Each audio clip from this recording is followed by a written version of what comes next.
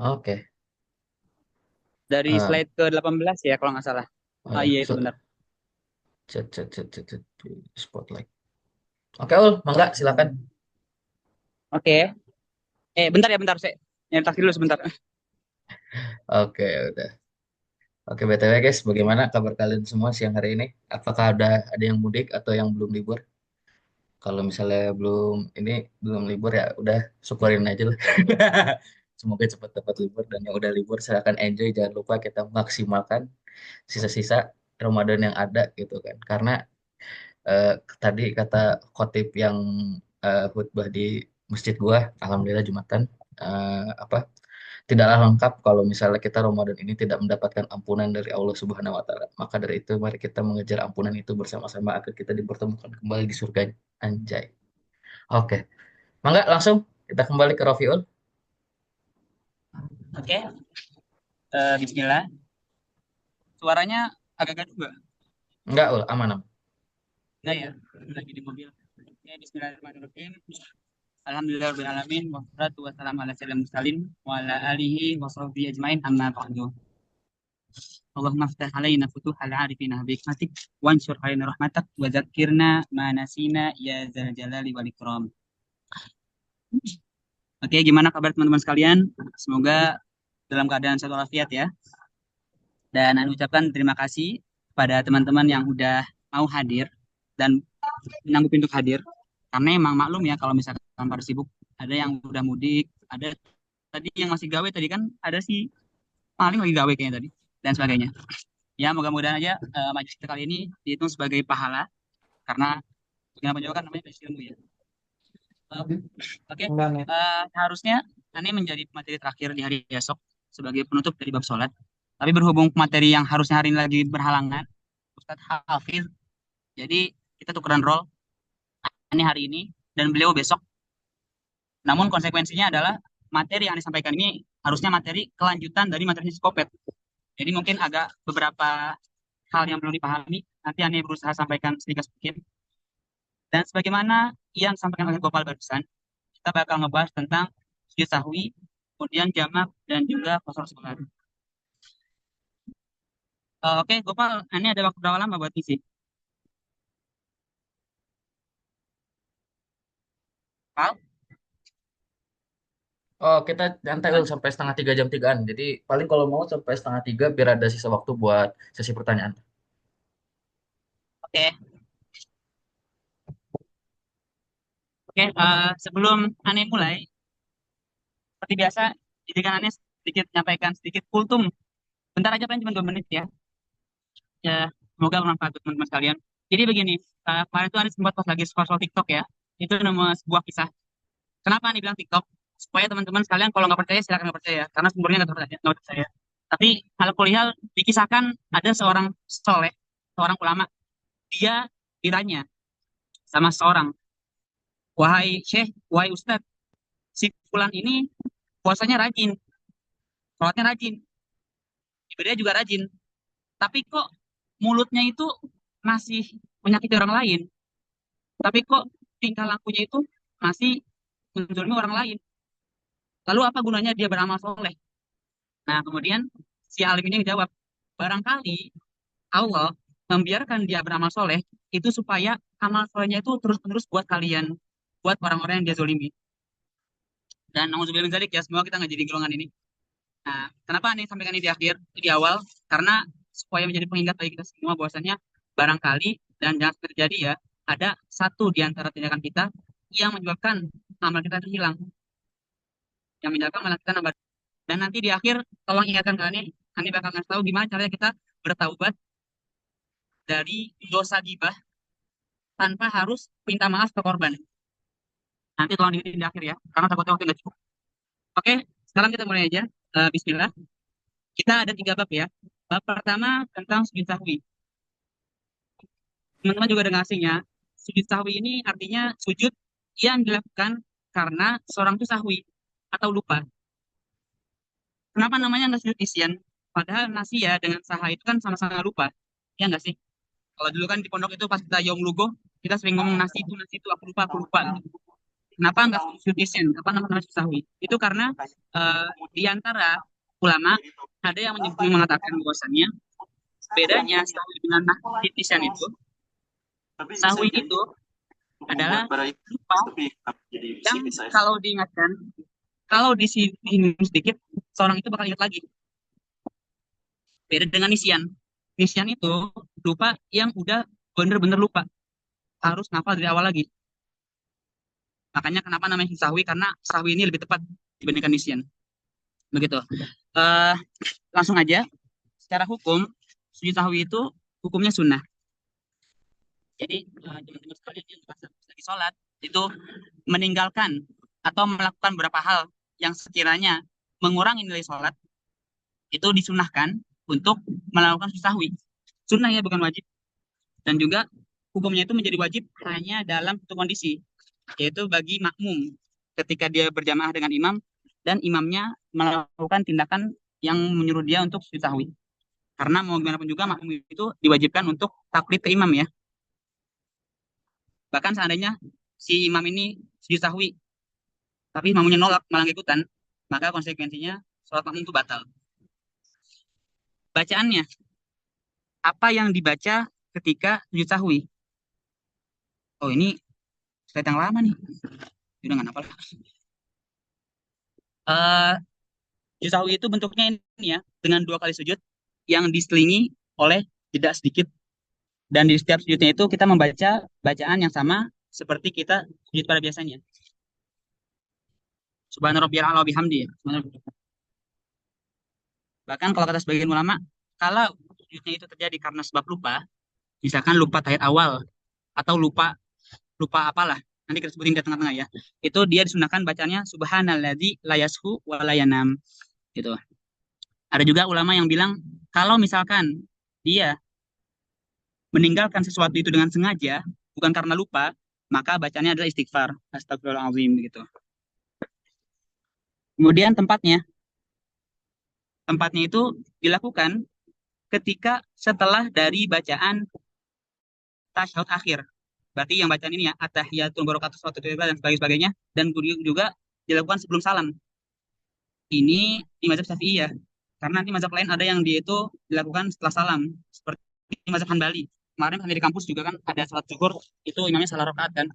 Dia itu disawinya setelah salam. Itu mazhab lain. Kalau mazhab Syafi'i itu semuanya sebelum salam. Saya sebentar, ini biar ongkos dulu. Oke.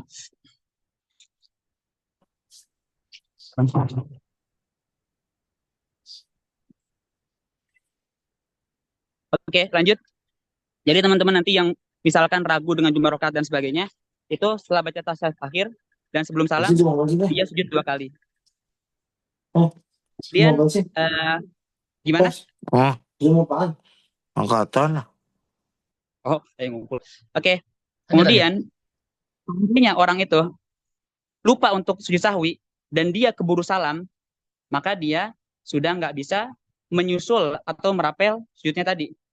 Kecuali dalam satu kondisi, yang mana kondisi ini memenuhi tiga syarat. Yang pertama, dia salam dan dia emang lupa untuk sujud sahwi. Yang kedua, jeda antara dia salam dan dia ingat untuk sujud, itu nggak jauh. Yang ketiga, nggak terjadi membatal sholat. Nih, case-nya begini ya, misalkan aneh sholat zuhur, kemudian di rakaat ketiga, aneh ragu. Ini rakaatnya 2 atau 3 ya. Akhirnya aneh ngambil aman. Aneh nambah rakaat lagi. Jadinya totalnya misalkan 5 rakaat. Nah, di akhir nanti aneh langsung salam. Lupa untuk sujud sahwi. Nah, ketika aneh memenuhi tiga syarat ini, maka aneh diperkenankan untuk sujud sahwi setelah salam. Dan hanya berlaku di keadaan ini aja. Gitu. Adapun orang yang dia emang dari awal udah niat untuk ngesujud sahwi, maka dia nggak bisa disuruh sujud sahwi. Gitu. Oke, lanjut slide selanjutnya.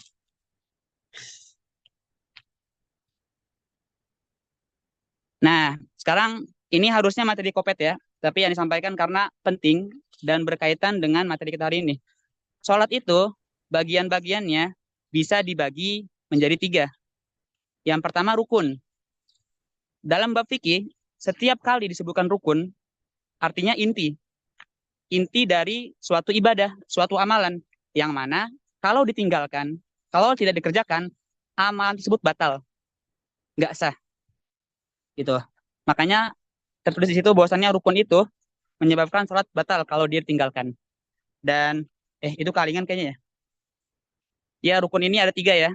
Ada rukun yang qauli, artinya rukun-rukun sholat yang sifatnya itu perkataan. Contohnya apa? Contohnya takbiratul ihram, kemudian salam, kemudian salawat, dan sebagainya. Ada juga yang fi'li, perbuatan, seperti ruku, sujud, itidal, dan sebagainya. Dan terakhir maknawi, yaitu berurutan. Nah, ala kulli hal, semua ini itu nggak boleh ditinggalkan dalam sholat. Kalau ditinggalin, sholatnya batal. Bagian kedua, namanya sunnah ab'ad. Kenapa namanya ab'ad? Diambil dari kata ba'dun, sebagian. Dinamakan demikian karena meskipun dia itu sunnah, artinya nggak wajib dikerjakan, hanya saja konsekuensinya, kalau nyampe ditinggalin, orang itu diperintahkan untuk yusahwi. Meskipun secara sunnah perintahnya. Maka konsekuensinya orang yang meninggalkan sunnah ab'ad itu, dia tetap sah sholatnya, namun dianjurkan untuk yusahwi. Dan apa aja sunnah ab'ad? Nanti kita bahas ya. Dan terakhir ada namanya sunnah hayat, yaitu sunnah-sunnah yang dianjurkan dan kalau tinggal itu nggak diperintahkan untuk yusahwi. Contohnya apa aja? Seperti angkat tangan pas sholat, kemudian juga melihat ke tempat sujud, terus juga zikir-zikir di setiap gerakannya, dan lain sebagainya. Ada banyak lah, ada 40 kalau nggak salah. Ala kulihal, tiga bagian ini merupakan bagian inti dari sholat. Dan yang kita bahas sekarang, di antara penyebab orang disunahkan untuk yusahwi adalah kalau dia meninggalkan yang nomor 2, yaitu meninggalkan sunnah ab'ad. Lanjut, slide setelahnya. Oke, secara umum, orang itu disunahkan untuk melakukan yusahwi kalau dia mengerjakan satu dari 4 hal berikut. Yang pertama, kalau dia melakukan tindakan yang jika disengaja ngebatalin sholat. Namun, kalau dikerjakan nggak sengaja, maka nggak bikin batal. Contohnya apa? Contohnya seperti di bawah tadi. Bisa dilihat kalau orang itu menambah jumlah ruku atau menambah jumlah sujud. Dan ini karena lupa ya. Jadi kalau orang misalkan dia, gue lupa nih tadi udah ruku atau belum ya.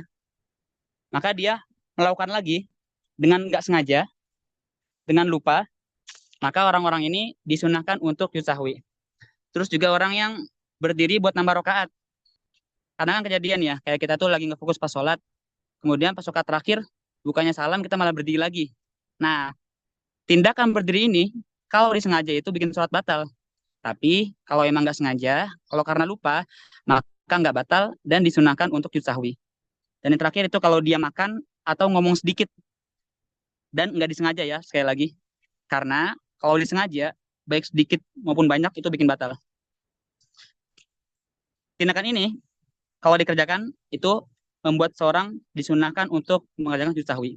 Nah, di sebelah kanannya bisa dilihat ada beberapa tindakan yang dia ini mirip-mirip dengan nomor 1. Ada tindakan yang jika dikerjakan itu, baik dia sengaja maupun secara lupa, itu nggak bikin sholat batal. Contohnya apa? Yang pertama, nengok. Jadi kalau kita itu pas sholat nengok ya, kita nengok ke kanan ke kiri, dan dengan sengaja sekalipun, itu nggak bikin sholat batal, dan juga nggak perlu untuk sujud sahwi. Kemudian juga maju 1 atau 2 langkah. Karena kan kalau di Syafi'i itu kan dibatasi batal itu kalau kita berbuat 3 gerakan berturut-turut.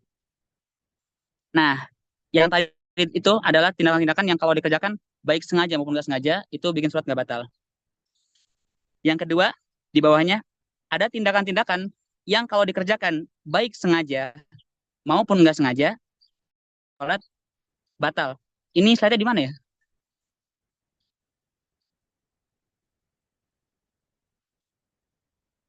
Hotop, slide-nya hilang. Bentar kayaknya hotop ini apa sinyal trouble sinyal. Gitu. Kasih akses ini aja. Bentar. Ntar, Bro. Coba, udah biar sama gue aja. Kita cover Ya. lagi aja. Tadi dibuka dulu ntar. Dan aneh, ya, aneh disclaimer dulu ya. Oh, Ini udah ada, udah ada. bab ini merupakan bab yang cukup susah dan juga cukup bikin bosan. Jadi aneh maklumi lah kalau teman-teman sekalian nggak tertarik juga. Aneh pun juga agak susah belajar bab ini. Tapi aneh bakal bikin supaya cepet, ringkas, dan juga seringan mungkin.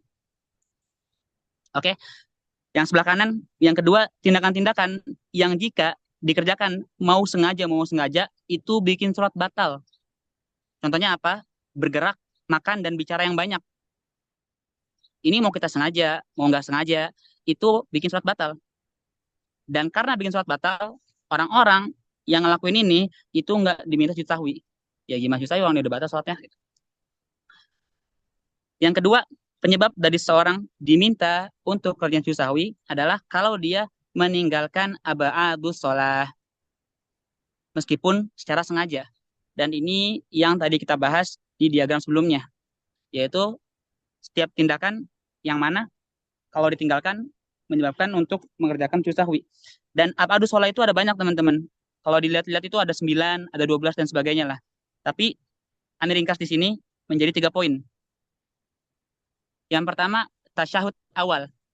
Ketika disebutkan tasyahud, itu artinya adalah bacaan yang bunyinya at-tahiyatul mubarakatus dan sebagainya. Itu namanya tasyahud. Nah, tasyahud awal, kemudian juga duduknya, dan juga sholawat ke Rasul di gerakan itu merupakan bagian dari abadus sholah. Artinya, buat teman-teman yang misalkan pas sholat zuhur, isya, atau asar, itu pas sholat keduanya lupa atau sengaja untuk tidak tasyahud akhir, tasyahud awal maksudnya ya. Jadi habis di rakaat kedua, sujud, bukannya duduk, dia langsung berdiri. Nah, konsekuensinya teman-teman sekalian nggak perlu khawatir, itu nggak bikin sholatnya batal, jadi nggak perlu untuk membatalkan sholatnya, hanya saja nanti di akhir, menjelang salam, dianjurkan untuk melakukan 2 sujud sahwi. Gitu. Yang kedua, kunut. Kunut ini berarti di subuh ya. Kunut, kemudian berdiri ketika sunut, dan juga sholawat ke Rasul, keluarga, dan sahabatnya. Artinya buat teman-teman sekalian, yang pas sholat subuh itu nggak kunut, nah, imma lupa, imma nggak sengaja, atau imma sengaja, maka teman-teman sekalian itu disunahkan untuk melakukan sujud sahwi. Hilang lagi Pak Ustadznya? Oh, bentar, bentar. Oh, Bang gitu. Oke. Dan ini beda ya sama mazhab-mazhab lain ya. Mazhab Hanafi misalkan, itu kan memang dia nggak ada kunut.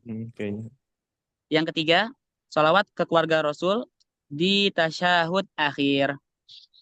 Jadi kalau misalkan pas rakaat terakhir itu lupa atau sengaja untuk meninggalkan tasyahud akhir, maka sholatnya nggak batal, hanya saja dianjurkan untuk melakukan sujud sahwi.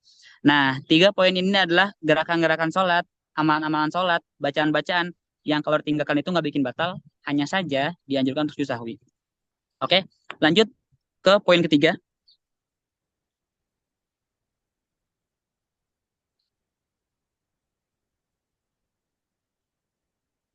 Yang ketiga, kalau seseorang memindahkan rukun qauli ke tempat lain. Rukun qauli tadi kita bilang ya, bahwasannya itu adalah setiap bacaan dalam sholat yang sifatnya rukun. Apa aja sih? Bisa dilihat di bawahnya. Yang pertama, Al-Fatihah. Al-Fatihah itu wajib ya teman-teman, rukun. Artinya teman-teman sekalian yang pas sholat sendirian, nggak baca Al-Fatihah, itu udah nggak ketolong lagi tuh, sholatnya batal. Terus yang kedua, bacaan tasyahud akhir. Kemudian juga sholawat kepada Rasul dan keluarganya di tasyahud akhir. Dan juga yang nggak ada di sini adalah takbiratul ihram di rakaat pertama, juga salam. Itu adalah rukun-rukun bacaan-bacaan sholat yang sifatnya harus dikerjakan. Kalau ditinggalkan, maka bikin sholat batal. Nah, kalau sampai nggak ditinggalkan, hanya saja dikerjakan di tempat lain, apakah batal sholatnya? Jawabannya enggak. Hanya saja diminta untuk melakukan sujud sahwi. Jadi misalkan teman-teman sekalian pas sholat itu Al-Fatihahnya nggak dibaca pas berdiri, pas ruku misalkan dibacanya, atau pas sujud. Batal nggak sholatnya? Sholatnya nggak batal. Hanya saja eh, diminta untuk sujud sahwi. Begitu. Termasuk pula bacaan surat dan juga kunut. Jadi kalau teman-teman sekalian misalkan pas lagi ruku, itu bukannya malah zikir, dia malah baca surat pendek. Nah, itu nggak bikin sholatnya batal, tetapi dianjurkan untuk sujud sahwi. Kemudian bisa dilihat sebelah kanan, bagaimana misalkan orang memindahkan zikir-zikir sholat ke gerakan lainnya. Misalkan seorang ini baca zikir ruku pas lagi sujud, atau dia baca zikir sujud pas lagi duduk antara dua sujud. Apakah bikin batal? Nah, jawabannya nggak bikin batal ya. Tapi kalau ditanya apakah perlu sujud sahwi, nah di sini ulama khilaf. Imam Ar-Romli berpendapat bahwasannya orang-orang yang memindahkan zikir-zikir sholat yang sunnah ke tempat lain itu nggak perlu sujud sahwi. Sedangkan Ibnu Hajar bilang perlu sujud sahwi kalau dia memang meniatkan sebagai zikir di tempat aslinya. Sampelnya bisa dilihat di bawah, misalkan ada orang membaca zikir ruku dengan niat bacaan ruku, padahal ia masih berdiri. Jadi misalkan Ani lagi sholat nih, kemudian karena nggak fokus, di rakaat pertama, Ani masih berdiri padahal. Tapi Ani malah baca bacaan ruku, dan Ani meniatkan ini untuk bacaan ruku. Nah, dalam kondisi ini, sholat Ani nggak batal, hanya saja, menurut Ibnu Hajar, Ani dianjurkan untuk sujud. Dan yang keempat, yang terakhir, eh, yang bikin kita perlu sujud adalah kalau melakukan rukun fi'li dengan adanya kemungkinan tambahan. Ini emang agak rumit ya bahasanya ya. Kita langsung ke contoh aja. Misalkan ada orang, dia ini udah sujud atau ruku, dia ragu. Nah, maka karena dia ragu, kita kembali ke hukum asal. Teman-teman ntar kalau belajar kualitas fikih itu ada kaidah yang berbunyi bahwasannya hukum asal dari segala sesuatu adalah netral. Artinya kalau orang ragu, duh, gua udah ini atau belum ya? Nah, maka ambil paling aman, yaitu bahwasannya dia belum melakukannya. Ada orang ragu, tadi udah sujud atau belum ya? Nah, maka dia harus diwajibkan bagi dia untuk melakukan sujud atau ruku.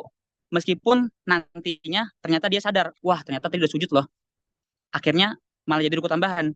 Nah, maka orang kayak gini itu diwajibkan, disunahkan untuk melakukan sujud sahwi di akhir.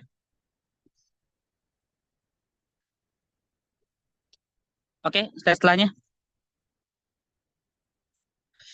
Dan ini sebagai penutup ya dari pembahasan sujud sahwi. Yang pertama tentang sujudnya seorang makmum. Tadi kita bilang di awal bahwasannya hukum asalnya yang namanya sujud sahwi itu sunnah, nggak wajib. Namun bagi seorang makmum diwajibkan bagi dia untuk ikut si imam. Jadi kalau misalkan imamnya sujud, dia sujud. Meskipun yang salah imamnya dia enggak. Dan juga makmum enggak perlu sujud karena dirinya sendiri. Jadi begini, misalkan ada sebuah jamaah. Nah, di rakaat kesekian, makmumnya ini ada yang meninggalkan abadu sholah. Sedangkan imamnya enggak. Tadi kan kita bilang kalau dia itu ninggalin abadu sholat, maka disunahkan bagi dia untuk sujud sahwi. Nah, apakah dalam keadaan ini nanti di akhir si makmum ini harus sujud sahwi sendirian? Jawabannya enggak.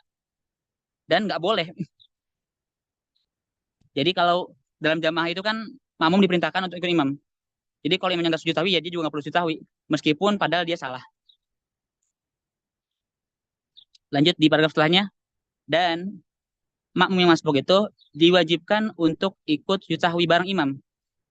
Jadi misalkan begini, ada sebuah jamaah 4 rakaat kan. Kemudian di rakaat ketiga, aneh ikutan jamaah. Ternyata pas rakaat terakhir itu, si imam melakukan sujud sahwi.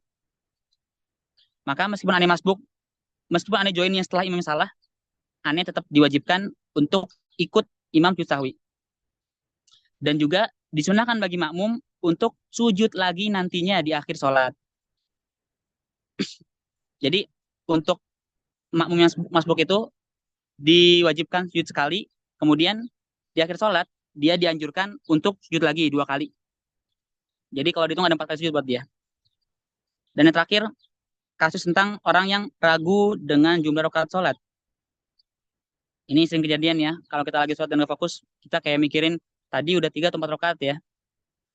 Maka untuk case ini diwajibkan untuk kita mengambil rakaat dengan kemungkinan terkecil.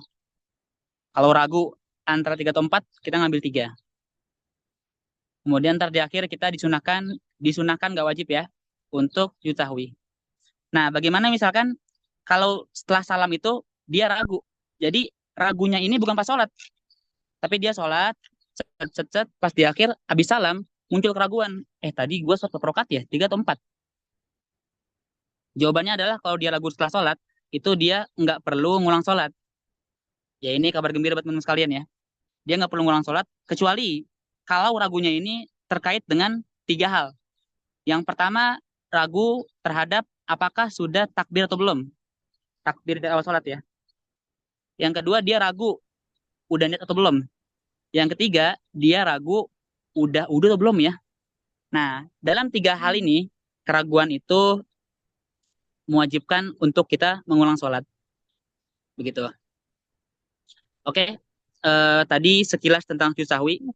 Dan karena pembahasannya berat, jadi aneh persilakan teman-teman yang pengen nanya seputar ini, dibolehkan dari sekarang.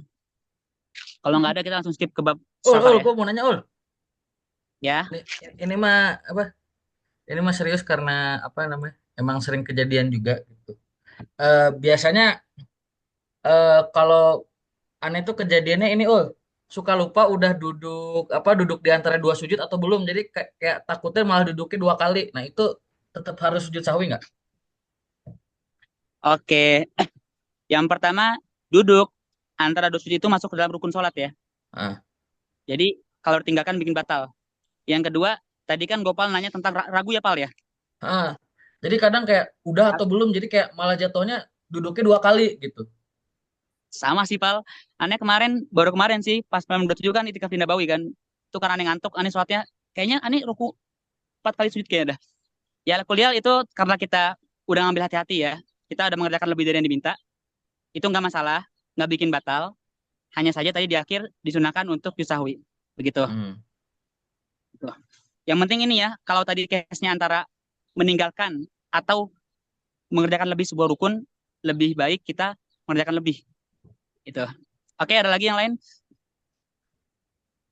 Silakan kalau pengen nanya nih karena emang berat pembahasannya ya. Ul, nanya Ul.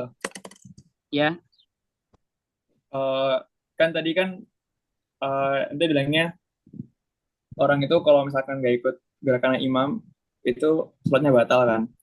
ya, Nah, kalau misalkan nggak ikut kunut tuh batal nggak tuh, Yul? Jadi imamnya kunut, bagus. tapi kita nggak ikut kunut gitu. Mantap nih.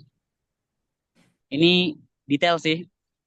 Dulu itu kami di Mesir, itu ada kajian rutin setiap Senin dan hari Kamis. Ngaji kitabnya Antolibin. 2 jam biasanya. Dan itu dibahas di sini. Tapi Anda agak lupa ya. Intinya ada 4 gerakan di mana makmum diperbolehkan untuk nggak ikut imam. Tapi Anda lupa kunut itu masuk atau enggak ya? Anda lupa sih, mohon maaf ya. Ntar Anda cari dulu jawabannya. Dan ntar Anda PC palingnya. Kunut tuh kalau nggak salah wajib ya. Lupa nih. Nggak berani lah. Skip dulu aja, oke? Oke, siap, Ul. Thank you, Hmm. Ul. Ya. Ada lagi yang lain? Ya, ini ada yang mau nanya barangkali. Iya. Sering banget nih kejadian lagi apa salat apa sujud sajadah ya gimana sih sujud apa ini begitu lah. Jadi Ya. kan lama tuh kan ya, jadi Hmm. orang kadang-kadang ruku tapi imamnya sujud gitu karena dia nggak ngasih tahu kalau bakal ada sujud ini kan kesel banget ya itu ya. Nah itu harus Iya nggak di disawi, briefing kan? ya nggak di briefing dulu. Terus yang kedua sama yang kunut juga sama nih kan. Allahumma hdina fiman hadait. Orang udah mau sujud dia Allahumma hdina fiman hadait. Ini imam ngeselin banget emang nih. Hmm. Nah, itu gimana, Ul? Kira-kira gimana, Ustaz? Ini aneh dites sama Hanif sih. Ya intinya ini pertanyaan yang jawabannya panjang ya. Panjang buat jawabannya. Tapi singkatnya, kalau mau singkat ya, itu selama gerakan dia itu belum mencapai setengah dari gerakan seharusnya, maka dia diperkenankan untuk kembali. Misalkan ya, sampelnya gini. Tadi Hanif bilang case-nya itu antara kunut dengan sujud. Katakanlah ketika imam itu mulai kunut, ada makmum yang ngantuk. Dia nggak fokus. Akhirnya dia malah menuju ke sujud. Selama dia belum mendekati gerakan sujud, maka dia diperkenankan untuk kembali berdiri. Misalkan dia baru setengah bungkuk atau baru kayak mau membungkuk. Adapun kalau dia udah sujud, nah itu beda cerita. Ini agak lupa, mohon maaf ya, karena emang detail banget ini. Tapi eh, kalau dia terlanjur sujud itu emang sebaiknya dia standby di sujud aja. Kenapa? Karena beda teman-teman. Sujud itu rukun, artinya dia nggak bertinggalkan. Sedangkan kunut itu sunnah. Kaidahnya itu begini, ketika seorang sudah masuk ke dalam rukun, maka dia nggak boleh kembali untuk ngerjain yang sunnah. Kaidahnya begitu. Makanya tadi kalau imam makmum terlanjur sujud, maka sependek yang inget ya, itu dia nggak perlu kembali ke ruku, kembali ke kunut gitu. Tapi kalau dia emang belum sujud, baru mau sujud aja, maka dia silakan kembali. Terus tadi ada yang nanya tentang Al-Fatihah ya. Kalau belum baca Al-Fatihah, sedangkan imam baca cepat. Lagi-lagi ini bab yang bang panjang buat babnya. Tapi singkatnya, teman-teman sekalian, aneh singkat aja. Di antara sunnah ayat sholat adalah makmum itu baca Al-Fatihah setelah imam kelar baca Al-Fatihah. Ini anjurannya ya. Jadi alangkah baiknya ketika imam baca Al-Fatihah, kita nyimak, bukan malah ikut baca. Tapi kalau misalkan emang nggak ada waktu lagi ya, atau emang ketika dia baru join jamaah, langsung imamnya ruku, maka dia diwajibkan untuk ikut imam. Kalau imam ruku, dia langsung ruku juga begitu. Nah, nanti ada case di mana ada orang-orang yang dia ini, meskipun imam udah beranjak ke ruku, dia masih diwajibkan untuk Al-Fatihah. Yaitu apa? Yaitu orang yang ketika dia masuk sholat, dia leha-leha dulu.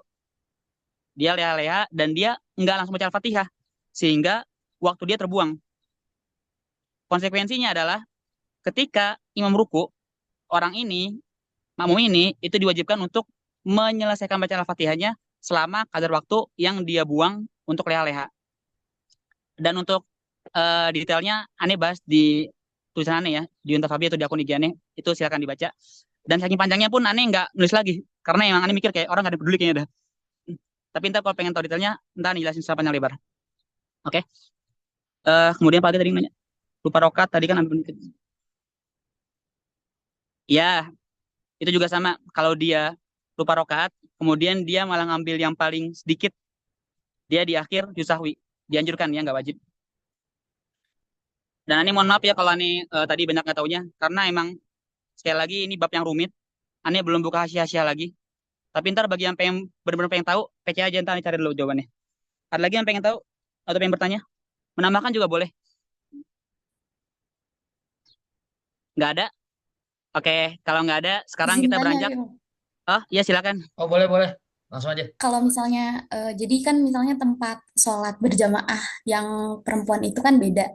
Nah, ketika misalnya imam, tadi kan kasusnya kita harus ngikut imam ketika imam misalnya lupa tasyahud awal, terus kita tahiyat awal, terus kita ikut sujud sahwi juga. Tapi posisinya jamaah perempuan itu semuanya yang di tempat perempuan itu gerakannya Oh, beda dari awal. Nah, itu gimana ya? Apa kita batal sholatnya? Tapi kita ngikut sujud sahwi terakhir. Cuman kan pas ketika beliau sami Allahu liman hamidah imam itu kami kan semuanya posisinya bukan bangun dari ruku kayak gitu.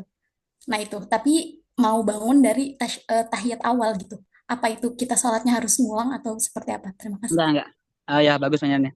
Tapi singkatnya, setahuannya emang nggak perlu ngulang ya. Karena selain itu nggak melanggar rukun, itu juga kan bisa dimaklumi dengan uzur ya. Kan ada sutroh kan, jadi kita nggak ngeliat posisi imam dan sebagainya. Ala kuliah karena tadi menyelisihinya itu nggak fatal, itu insya Allah nggak bikin batal sholat. Cuman tadi ya, diwajibkan untuk ikut gerakan imam. Yaitu ketika ada sujud juga harus sujud juga. Oke?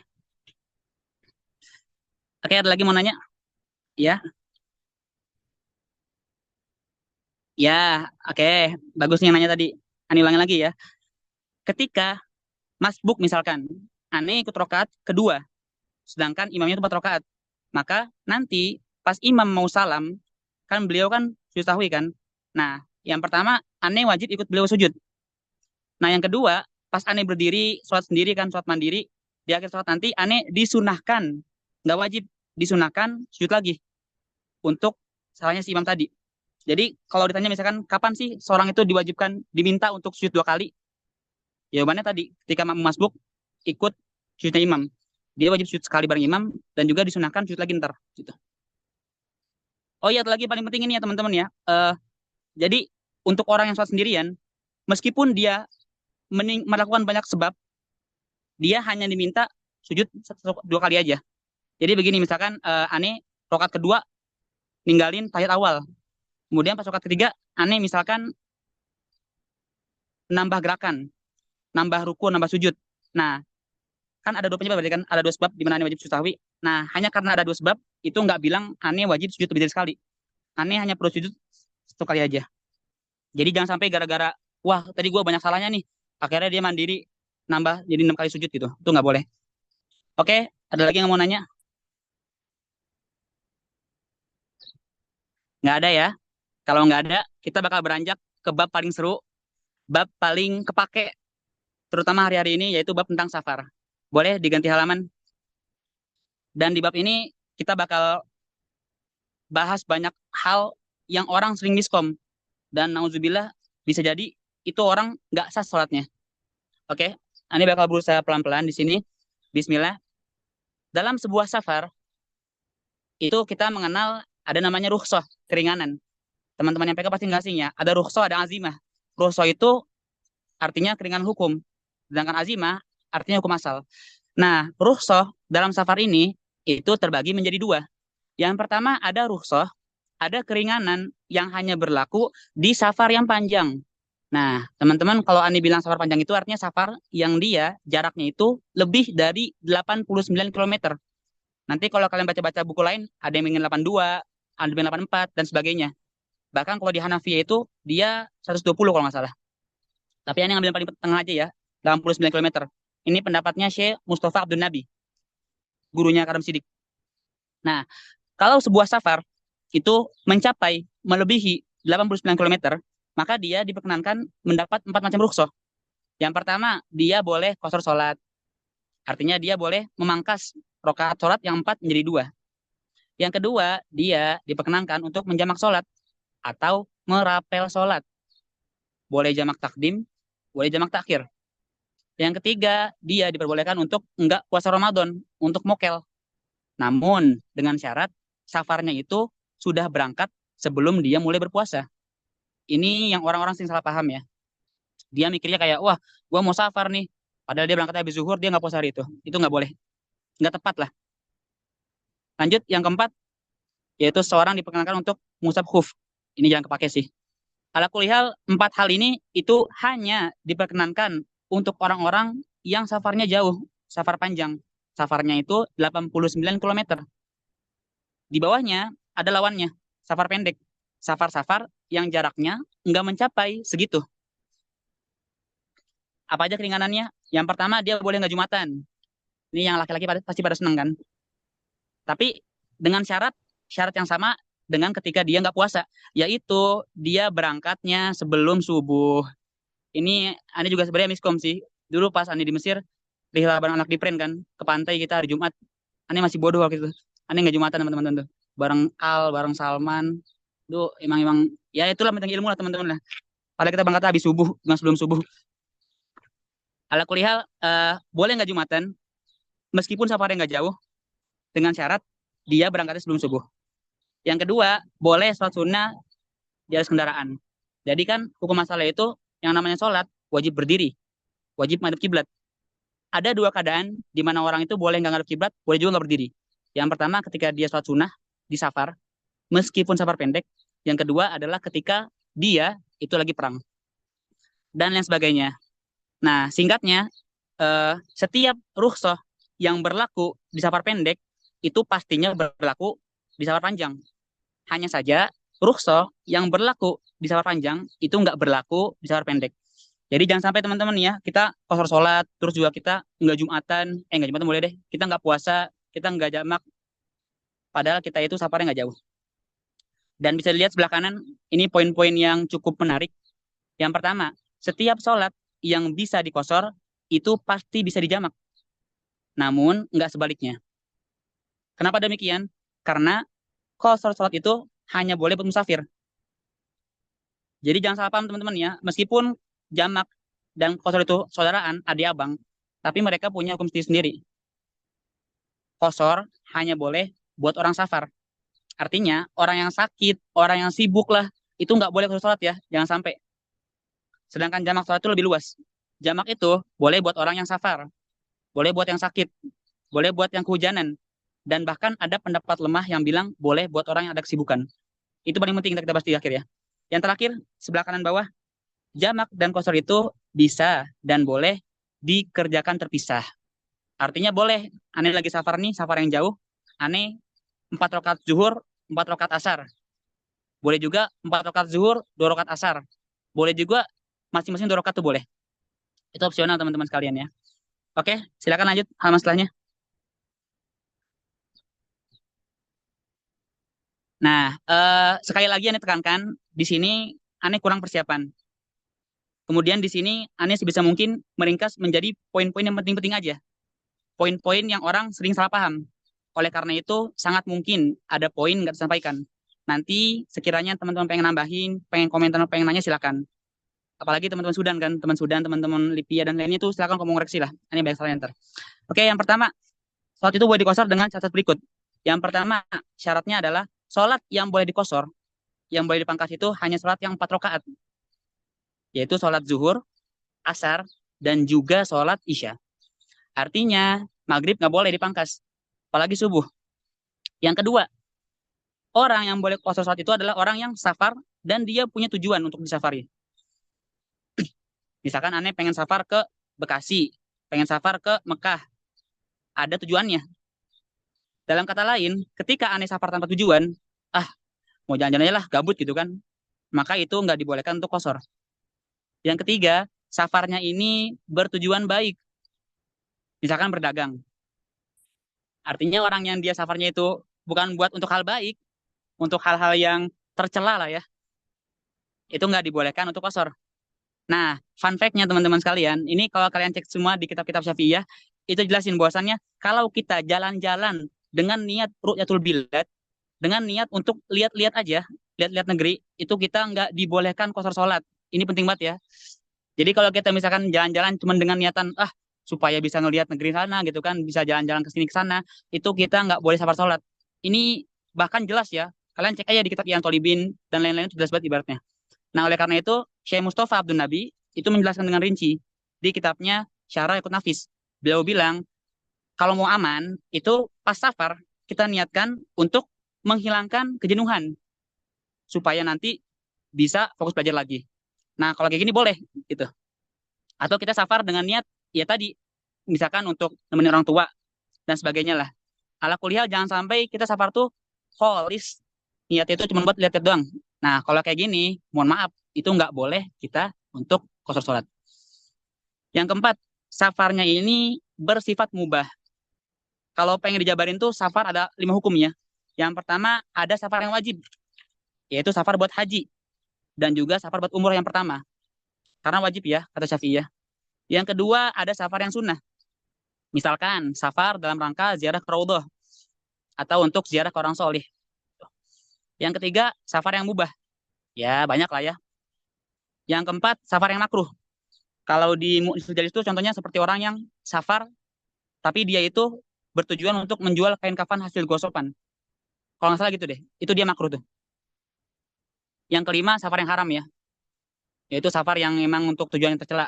Nah, ala kulli hal, safar-safar yang boleh untuk kosor adalah yang 4 pertama, safar yang wajib, yang sunnah, mubah, dan makruh. Yang kelima, safarnya ini sejauh 2 marhalah.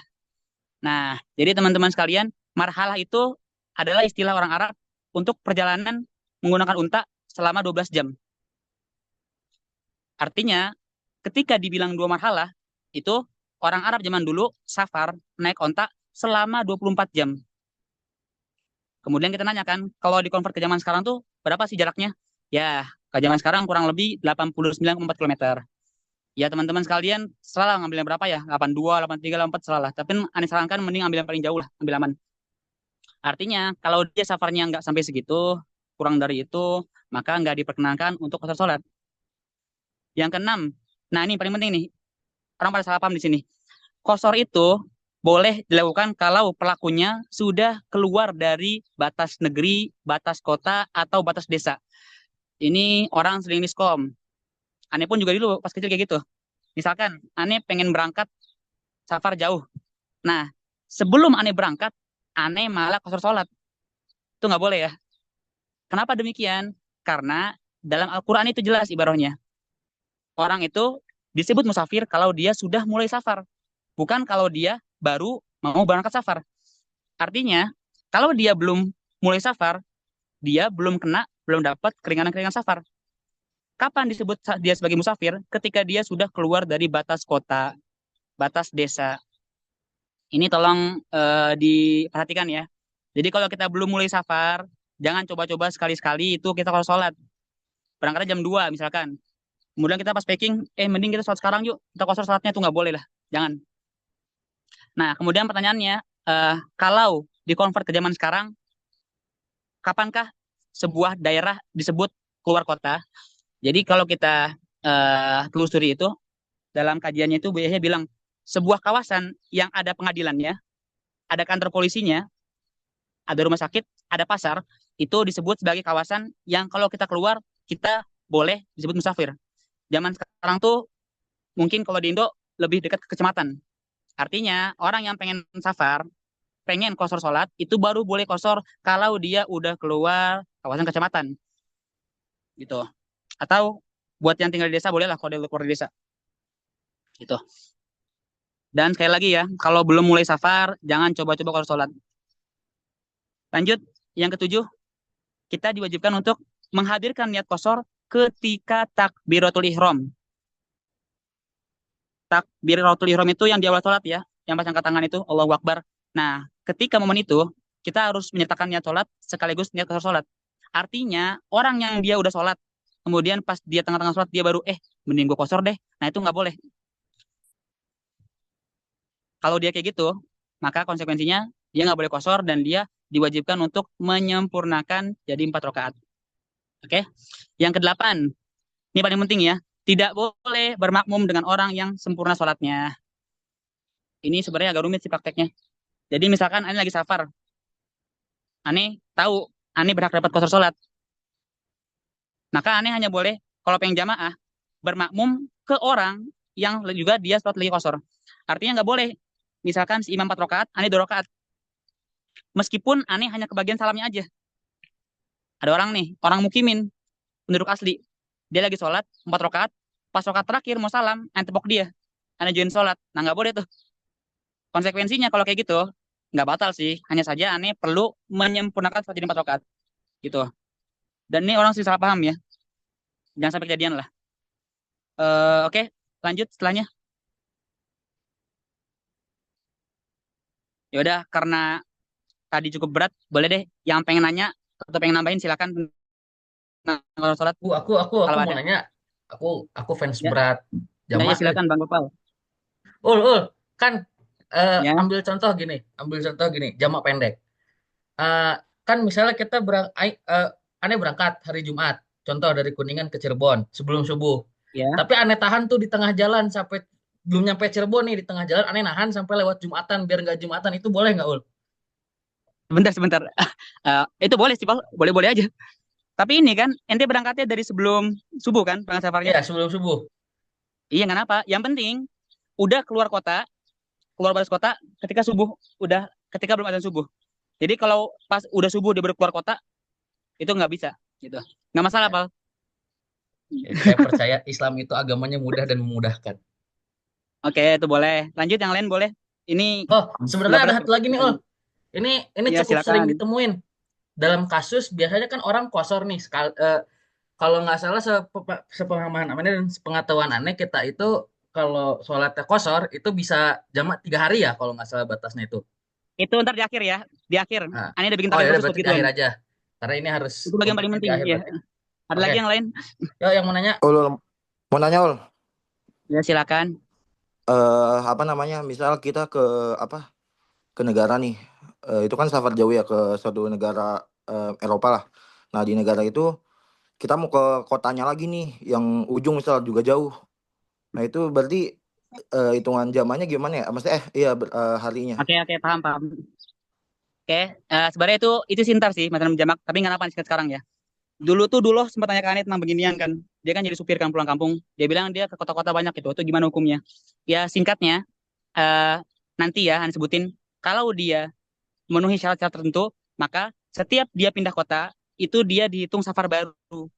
Artinya, dia mendapatkan keringanan berupa rukhsah safar, rukhsah jamak, dan juga qasar. Tapi ntar rincinya nih, jelasin ntar ya. Tapi ala kuliah tadi, kalau dia kota A, habis itu kota B, kota C, gitu. Itu Oh, kalau ada syarat-syaratnya, bisa dihukumi setiap kotanya itu dengan safar yang baru. Ya, oh, ya. Oke, itu ya. satu lagi. Ya, Misal ini kan yang poin 8 tidak bermakmum dengan orang yang sempurna soalnya. Berarti maksudnya misal kita ngejaman nih, misal ya zuhur 4 rakaat sama asarnya 2 rakaat. Nah, 4 rakaatnya ini gabung sama yang ini, yang sholat sempurna. ah, Berarti itu nggak boleh ya, ya? boleh boleh. Yang Oh, empatnya boleh boleh, tuh. yang duanya nggak boleh. Iya, yang duanya enggak. Berarti enggak ini ya, apa Ya, namanya? Berarti kalau misalkan rakaatnya sama, nggak apa-apa gitu ya? Sama yang nah benar. oke oke. Oke deh, thank you Ul ya. Ya, tadi siapa lagi yang nanya? Musa Faruk. Kalau nanya Ul, nanya Ul. Oh, ya so gimana? Ul, kalau sopir bus berarti soalnya jamak terus dong tiap hari. Seru nih. Iya benar emang. Bahkan kalau kata Bu Yahya pun gitu emang. Kalian kalau pengen hidup enak dapat rukhsah, sana aja supir bus aja katanya gitu. Karena emang supir bus itu orang yang kalau bahasa fikih itu dawa musafar. Orang yang itu safar terus sama kayak nelayan. Nanti emang ada ketentuannya sih. Misalkan dia berapa lama di tempat tujuan dan berapa lama. Tapi kalau kuliah kan supir kan emang dia sebentar doang kan. Di kota A mungkin cuma sehari, kota B. Jawabannya iya bener. Dia boleh terus safar, boleh jamak dan kosor gitu. Thank you Ul. Ya, Ustadz, tadi gimana Musa Faruk sebentar? Sholat sunnah. Ya, sholat fardu ya. Oke, jawabannya nggak boleh. Begini ya teman-teman ya. Di antara syarat dan rukun sholat yang sering nggak terpenuhi dalam safar ada 3. Yang pertama menghadap kiblat. Ya kalian bayangin aja kan orang di kereta, orang di mobil, orang di bis itu gimana dengan kiblat? Pasti kiblatnya ganti-ganti. Yang kedua berdiri. Orang berdiri itu rukun ya, bukan syarat, bukan dia rukun. Artinya kalau dia nggak berdiri nggak sah sholatnya. Yang ketiga nggak usah lah skip aja dulu. Nah, sedangkan dalam kereta, dalam mobil itu sering kali kita nggak bisa berdiri, nggak bisa ngadep kiblat. Jawabannya boleh nggak sholat fardu? Jawabannya nggak boleh. Kalau sholat nggak sah. Hanya saja ya. Kalau misalkan emang waktunya mepet dan dia nggak bisa turun bis, maka dia silakan sholat dengan keadaan dia sedapatnya aja. Kemudian nanti pas turun itu silakan diulang. Karena dalam mazhab Syafi'i ya, setiap sholat yang dilakukan enggak terpenuhi rukun-rukunnya, nanti dia wajib dikerjakan ulang ketika ada kesempatan. Begitu. Meskipun, jangan deh, nggak usah. Dah, itu aja, Kuk. baik, Ustadz, Ana ada yang mau ditanyakan. Ya, Ini agak lucu sih sebetulnya. Jadi kan kadang-kadang kita itu ketika sedang safar ataupun sedang mukim lah, sedang mukim dan di masjid kita ini ada orang yang safar. Ikutan sholat, keadaan kita masbuk, datang dan kita mendapati ada orang yang sedang berjamaah tapi kita itu nggak tahu kalau orang tersebut ada sedang yang ya, berjamaah. ya, paham, paham. Misalkan, misalkan dia itu sedang qashar ya, Isya ya posisinya. Ya, Sedangkan kita itu sholat maghrib itu ditakdim ke waktu maghrib. Kita oke. ikut berjamaah kan Ya, tidak tahu ya. Kita nggak tahu kalau ya, dia itu sedang safar gitu. Otomatis oke. kan kita akan tiba imamnya. Imam kan karena memang keadaannya kosor, dia salam di rakaat kedua, sedangkan kita harus menyempurnakan di rakaat ketiga karena kita sholat maghrib. Nah itu gimana, Ustaz? Ya. Nah, Jadi kita maghrib, kemudian imamnya apa? kosor isya, kosor isya. Itu nggak masalah sih, War. Karena kan maghrib nggak bisa dikosor. Imamnya isya, imamnya udah isya, imamnya udah isya. I- Jadi Jadi yang kita intinya nepok ini ya, sedang, beda niat. ya, jadi kita nepok orang yang sedang sholat takdim kosor isya. Oh, itu nggak masalah sih. Kan dia salam di rakaat kedua. Enggak, War. Jadi gini loh, yang nggak dibolehin itu ketika kita makmum, kita kosor. Sedangkan imamnya itu mutim, sempurna. Itu nggak boleh. Sedangkan case tadi, kita kan maghrib. Maghrib nggak bisa dikosor. Nah kalau kasusnya tadi kebalikannya, Kalau kebalikannya, berarti gimana? Aneh lagi 4 rakaat apa 2 rakaat? 4 rakaat, sedangkan makmumnya bukan makmumnya ya. Maghrib lah, maghrib. Ya, Kita kan eh ya gimana? kita kan misalkan jamak kosor isya. Ya, Makmum yang maghrib. Kan kita harusnya beres di yang kedua. Berarti kita hmm, sempurnakan gitu ya. Jadi keempat. Apa iya gimana? benar. Ya kita sempurnakan ya. Jadi Oh, yang jadi problem tuh ini, kalau kitanya kosor, sedangkan imamnya nggak kosor. Adapun kalau sebaliknya, imamnya misalkan imamnya kosor kita nggak, itu nggak masalah gitu. jadi tinggal Nanti itu disempurnakan. ya tinggal sempurnakan nambah lagi. Nanti itu sebenarnya kalau pengen rinci, yang jadi case adalah misalkan kita tiba di sebuah masjid lagi safar. Nah kita nggak tahu nih imamnya lagi kosor, apalagi hitam, apalagi imam. Kita nggak tahu itu gimana hukumnya. Nah itu ada rinciannya. Tapi ntar ya kayaknya. Oke, tadi gimana? Ada yang nanya ya, Adilah. Oke, ini buat yang Adilah tanya ini nanti kita bahas ya secara rinci di bab jamak sholat. Ada tabelnya, insya Allah. Oke, ada lagi yang mau nanya? Nah, Ul mau Imamnya nanya sholat. lagi Ul. Iya, Eh, ya gimana? Ul ini maaf ini kan waktu kosornya apa 3 hari ya? Itu oke, terus Kalau puasa itu sama ini ya apa gimana? sama nanti yang jelasin ya, sama antar puasa juga. Oke, siap siap, thank you. Oke. Terus siapa yang nanya? Imamnya sholat isya, kita maghrib, berarti kita salam duluan apa ikut imam sampai rakaat 4? Wah mantep nih, ini seru nih. Oke, untuk yang nanya ini, sependek yang saya tahu ya, ada dua jawaban terkait kalau misalkan jumlah rakaat imam itu kurang dari rakaat imam. Dua jawaban, semoga nggak salah ya. Bismillah, yang pertama, makmum itu diperbolehkan untuk nunggu imam di posisi dia lagi tasyahud akhir. Jadi kan tadi 3 rakaat kan, pas makmumnya 3 rakaat, imam berdiri. Nah, dalam case ini, makmum diperbolehkan untuk nunggu imam. Dia standby. Solusi kedua, makmum diperbolehkan untuk niat mufarokoh. Artinya dia meniatkan untuk misah dari jamaah. Kemudian dia salam sendirian. Itu pun boleh. Gitu ya. Oke, ada lagi? Kalau nggak ada, kita bakal bahas ke jamak. Jamak ini bakal lebih seru lagi, karena bakal banyak fun fact yang kita tahu di sini. Ada lagi? Kalau nggak ada, kita skip ya. Oke, lanjut halaman setelahnya. Ini nggak masalah pal, kita masih ada 5 slide lagi. Atau mau cepet-cepet aja? Sebenarnya aman sih di sini. Aman ya? eh ah, Tembus azan dikit nggak apa-apa lah harusnya. Lah, Kan ente gimana? yang mau Jumatan. Aneh sih masih lama Jumatan, nih 2 jam lagi. Enggak, nih Oh 2 ya jam udah, lagi masih lama. los. Oke, bismillah. Aneh singkat saja. Jamak sholat, artinya menggabung 2 sholat. Itu hanya diperkenankan karena 3 alasan dalam mazhab Syafi'iyah. Oh ya, aneh ini lagi ya, aneh tampil lagi ya. Di sini aneh menyampaikan dalam perspektif mazhab Syafi'iyah. Perlu nggak sih nih ngomong kayak gini? Perlu jawabannya. Supaya kalau ada yang beda pendapat, kita nggak berantem. Oke?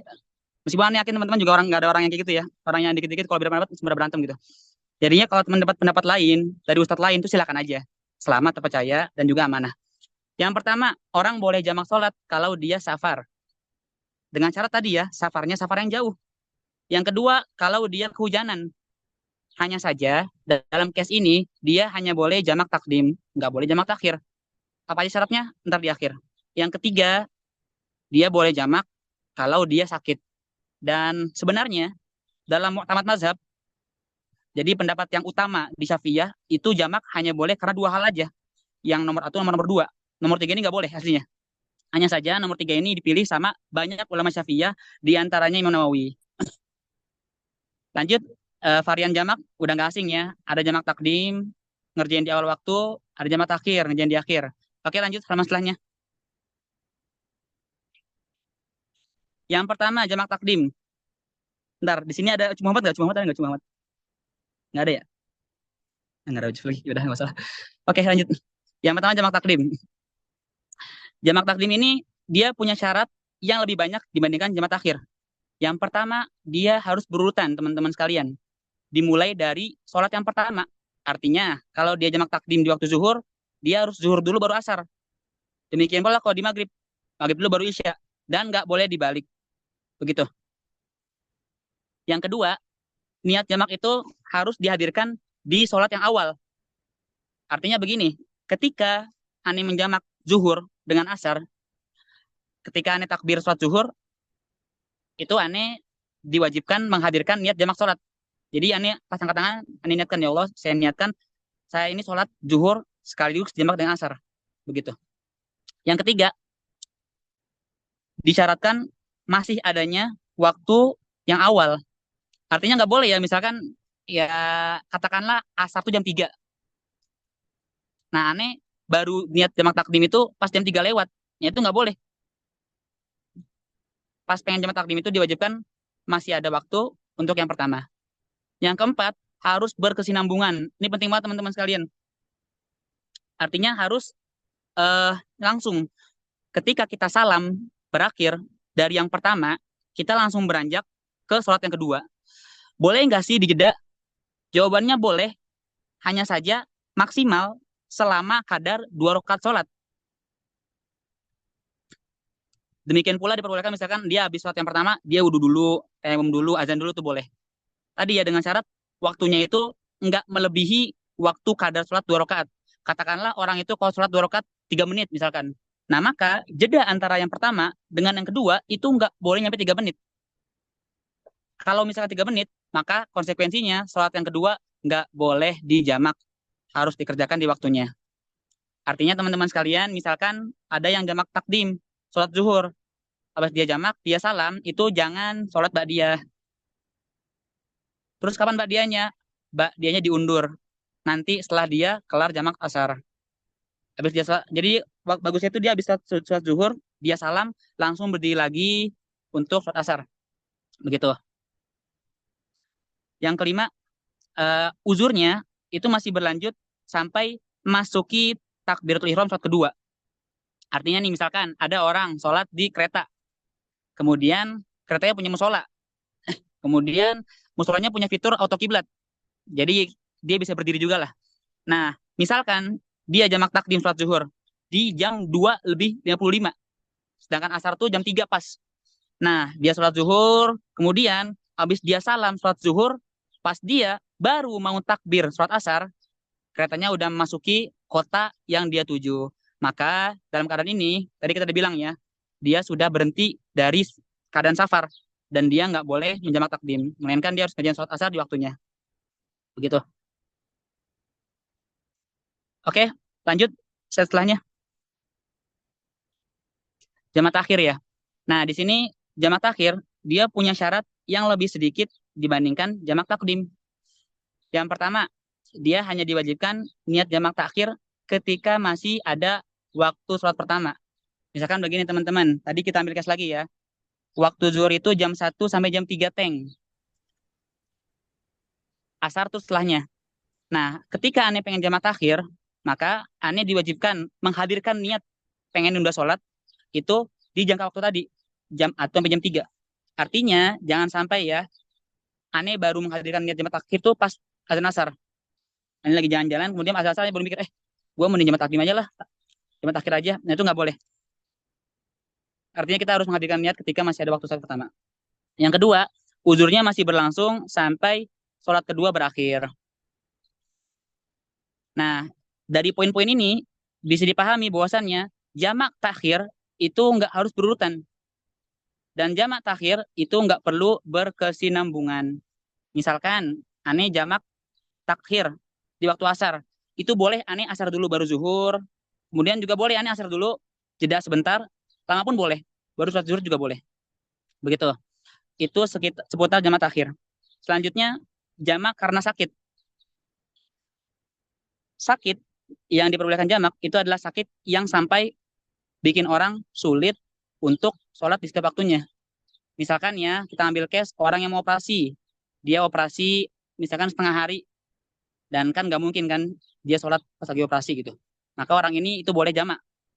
Baik takdim maupun takhir. Lanjut setelahnya. Yang terakhir, jamak karena hujan. Dan ini sebenarnya Anies ini nggak pernah pakai ya. Tapi kita baca aja dulu. Jamak karena hujan itu boleh dengan 5 syarat. Yang pertama harus jamak takdim. Artinya nggak boleh jamak takhir. Yang kedua, hujannya itu harus masih berlangsung ketika takbir yang sholat pertama, kemudian ketika salam, dan ketika kita takbir rokaat yang kedua, sholat yang kedua, maaf. Artinya begini, misalkan aneh sholat jamak takdim, hujan, berjamaah. Nah, kalau misalkan hujannya berhenti sebelum aneh takbir sholat kedua, maka nggak boleh jamak takdim. Begitu. Yang ketiga, harus berjamaah teman-teman sekalian. Jadi kalau orang dia alasan, lagi hujan, males gue nggak mau sholat ntar, mending sekarang aja. Padahal di sholat sendirian tuh nggak boleh. Yang keempat, tempatnya itu, masjidnya itu jauh dari rumah. Jadi ini case-nya ini ya untuk orang-orang yang dia tuh ya dia udah di masjid atau pas dia pengen ke masjid ya kalau lagi hujan susah kalau dia bolak-balik. Sehingga buat dia diperkenankan untuk jamak takdim karena hujan. Artinya orang yang rumahnya sebelah masjid itu nggak boleh ya jamak takdim ya. Dan juga nggak harus masjid ya. Setiap tempat yang ada jamaah tuh dia boleh untuk jamak takdim. Yang terakhir, hujannya itu menghalangi jalan ke masjid. Misalkan jadi banjir, becek, dan juga dia nggak punya berbagai alat untuk menghindari hujan lah. Dan orang kalau punya 5 syarat ini, dia boleh jamak takdim karena hujan. Lanjut step setelahnya. Nah, teman-teman sekalian, ini tolong fokus ya. Ini bab paling penting kedua. Nanti bab paling penting terakhir yang habis ini. Di sini Anda bakal menyampaikan, tadi di awal kita bilang, jamak itu hanya boleh karena 3 hal. Safar, hujan, sakit. Bahkan sakit pun diperselisihkan. Nah, tapi ada sebagian ulama itu membolehkan jamak karena hajat. Karena ada keperluan. Jadi teman-teman bedakan ya. Ada namanya daruroh, ada hajat. Daruroh itu adalah perkara-perkara yang orang nggak bisa hidup tanpanya. Makan, minum, itu daruroh. Makanya kenapa kita misalkan ada momen di mana kita boleh makan anjing, makan babi, itu ketika kita di had daruroh. Ketika kita kalau nggak makan mati, gitu. Sedangkan hajat itu sedikit lebih ringan. Hajat adalah setiap hal yang kalau nggak dikerjakan, kalau ditinggalkan, itu orang masih hidup. Hanya saja dia jadi kesusahan. Nah, ada sebagian ulama itu memperkenankan jamak bukan karena hujan, bukan karena safar, bukan karena sakit, tapi karena ada hajat, ada keperluan. Ini aneh bakal sebisa mungkin nyampain pelan-pelan dan hati-hati supaya teman-teman nggak salah paham ya. Takutnya aneh ngomong gini ntar jadi kayak wah santai aja lah jamak hajat gitu. Gua mah antar aja soalnya lagi ada keperluan, lagi pusreng gitu kan. Nah, ada sebagian ulama itu membolehkan jamak karena hajat. Teman-teman bisa cek di kitab namanya Tarsyihul Mustafidin. Ini kitab saudaranya yang Tolibin. Ini kitab-kitab yang dipelajari di pondok-pondok salaf. Katanya gitu. Nah, di sana mu'alif menghadirkan sebuah pendapat. Beliau bilang bahwasannya di antara ulama-ulama yang membolehkan jamak karena hajat itu ada Ibnu Sirin, ada Robi'ah, Al-Qafal, ada Ashhab, dan lain sebagainya. Bahkan ini pendapatnya Imam Ahmad bin Hanbal. Oleh karena itu, teman-teman sekalian, buat yang punya hajat dan sekiranya nggak mungkin buat ngerjain seperti waktunya, itu kalau ikut pendapat ini diperbolehkan untuk jamak. Contoh, orang yang tahu dia bakal kena macet. Mudik kan sekarang, misalkan dia naik mobil, dia tahu nih, pasti kena macet nih, 12 jam misalkan. Dan nggak mungkin turun mobil. Ya gimana kan turun mobil, ntar macet lagi. Nah, maka dalam case ini, itu silahkan teman-teman sekalian, ambil pendapat ini bukan untuk bermudah-mudahan ya, melainkan sebagai solusi supaya kita nggak ninggalin sholat. Silakan jamak takdim. Boleh pula jamak takhir. Tentunya dengan syarat-syarat yang tadi ya. Harus sekian safarnya, kemudian niatnya bagaimana, sebagainya. Bahkan bisa lihat di baris terakhir itu, bahkan sebagian yang lain tuh membolehkan jamak karena hajat dengan syarat enggak dijadikan kebiasaan. Aneh kemarin sempat diskusi sama anak-anak angkatan Islam 22. Jadi ada cerita bahwasannya ada temannya dia itu, temannya ini hobi jamak. Ada kali kita setiap minggu dia jamak. Dan bukan karena hal yang besar, karena hal sepele. Kayak dia jamak sholat karena apa? Karena dia malas buka sepatu. Atau dia jamak sholat karena dia lagi males gitu. Itu, auzubillah ya jangan sampai lah. Maksudnya seandainya orang-orang ini, ulama-ulama ini seandainya dihidupin lagi, seandainya mereka hidup dan mereka ada ditanya kasus ini, mungkin mereka nggak terima ya kayak pendapatnya dia buat hal kayak gitu. Karena ini hanya untuk hal-hal penting aja. Misalkan akad nikah, make up kan, dan itu nggak mungkin dihindari. Ya silakan jamak takdim. Dengan syarat tadi, nggak boleh jadi kebiasaan. Gitu. Sekali lagi tekankan teman-teman ya, ini pendapat ini bukan pendapat dari mazhab, bukan pendapat yang kuat di mazhab, tapi selagi kita nggak niat bermudahan, kemudian juga selagi kita emang nggak ada pilihan lain ya, itu silakan ambil pendapat ini. Gitu. Dan saya terakhir silakan. Nah, teman-teman, ini adalah bagian paling penting. Paling penting, yang punya foto silakan difoto, yang punya pulpen silakan ditulis. Tadi pertanyaannya kan teman-teman kan, orang itu boleh jamak, boleh kosor berapa lama? Nah, di sini Ane bakal ngasih tahu ke teman-teman sekalian kapan seseorang berhenti disebut sebagai musafir. Sebenarnya ada banyak ya, tapi yang singkat di sini. Nah, kita lihat dulu sebelah kiri. Seandainya seorang musafir sebelum mulai kita sepakati dulu ya bahwasannya orang safar itu dia boleh kosor, boleh jamak, boleh mokel itu selama dia belum sampai tempat tujuan. Kita sepakat ya. Misalkan nih, aneh safar dan emang 3 hari perjalanan tuh aneh belum nyampe tujuan. Aneh baru nyampe tujuan tuh pas hari keempat. Nah maka selama 3 hari perjalanan aneh boleh kosor, boleh jamak dan lain sebagainya. Karena aneh masih di perjalanan, belum sampai tujuan. Paham ya? Bahkan kalaupun misalkan aneh safarnya sebulan misalkan, dan emang aneh safar tuh di jalan terus, nggak turun-turun, itu aneh boleh jamak terus sama kosor terus, karena belum sampai tujuan. Yang jadi masalah adalah ketika kita sampai tujuan, berapa lamakah kita boleh safar, boleh jamak, boleh kosor. Nah, di sini dibagi menjadi 2 tabel. Kita lihat yang atas dulu ya. Yang pertama, ketika aneh ambil case ya, misalkan aneh safar, kemudian aneh sampai tujuan, dan pas sampai tujuan, aneh niat mukim. Artinya aneh niat, mau menetap lah, mau nginep lah. Apa konsekuensinya? Kita lihat paling atas. Kalau aneh niat mukim, niat menetap mutlak, artinya aneh tetap, udahlah, gua mau kesini selamanya gitu. Atau misalkan aneh niat mukim, tapi lebih dari 4 hari. Ini penting poinnya ya. Lebih dari 4 hari. Maka konsekuensinya, aneh nggak boleh jamak, nggak boleh kosor, semenjak aneh masuk kota itu. Jangan salah paham, oke? Ini poin pentingnya. Misalkan ya, aneh kan dari sini kan, aneh dari Indonesia, safar ke Madinah. Dan pas nyampe Madinah, aneh niat mukim kan, aneh niat saya mau di sini selama setahun. Karena emang setiap tahun kan dipulangin gitu. Nah, sejak aneh masuk Madinah, itu aneh udah nggak boleh jamak, nggak boleh kosor. Sebab aneh bukan musafir lagi. Paham ya? Nah, poin kedua di bawahnya. Kalau aneh niat mukim, pengen mukim lah, pengen nginep lah. Tapi aneh nginepnya itu kurang dari 4 hari. 2 hari, 3 hari. Nah, jawabannya, aneh boleh jamak, boleh kosor, dan aneh masih disebut musafir, itu selama aneh di sana. Dan ini nggak hanya berlaku di jamak kosor ya. Melainkan tadi, di kasus mokel, boleh nggak puasa nggak? Boleh jawabannya. Kenapa? Karena dia belum berhenti dari safar. Begitu. Ini tolong diperhatikan ya. Yang kedua, poin bawahnya, bagaimana kalau misalkan ketika sampai tujuan, aneh belum niat mukim. Ini agak rumit, jadi perlu sedikit jeli. Misalkan, yang pertama kita baca. eh Aneh sampai ke, misalkan aneh jalan-jalan ke Bandung. Panjangnya Bandung, aneh sama sekali nggak niat sampai mukim. Tapi aneh punya keperluan. Dan aneh yakin keperluan aneh ini bakal kelar lebih dari 4 hari. Hanya saja aneh nggak tahu dia berapa hari, 5 hari kah, 6 hari kah. Misalkan aneh lagi nunggu ijazah atau lagi nunggu pesanan barang.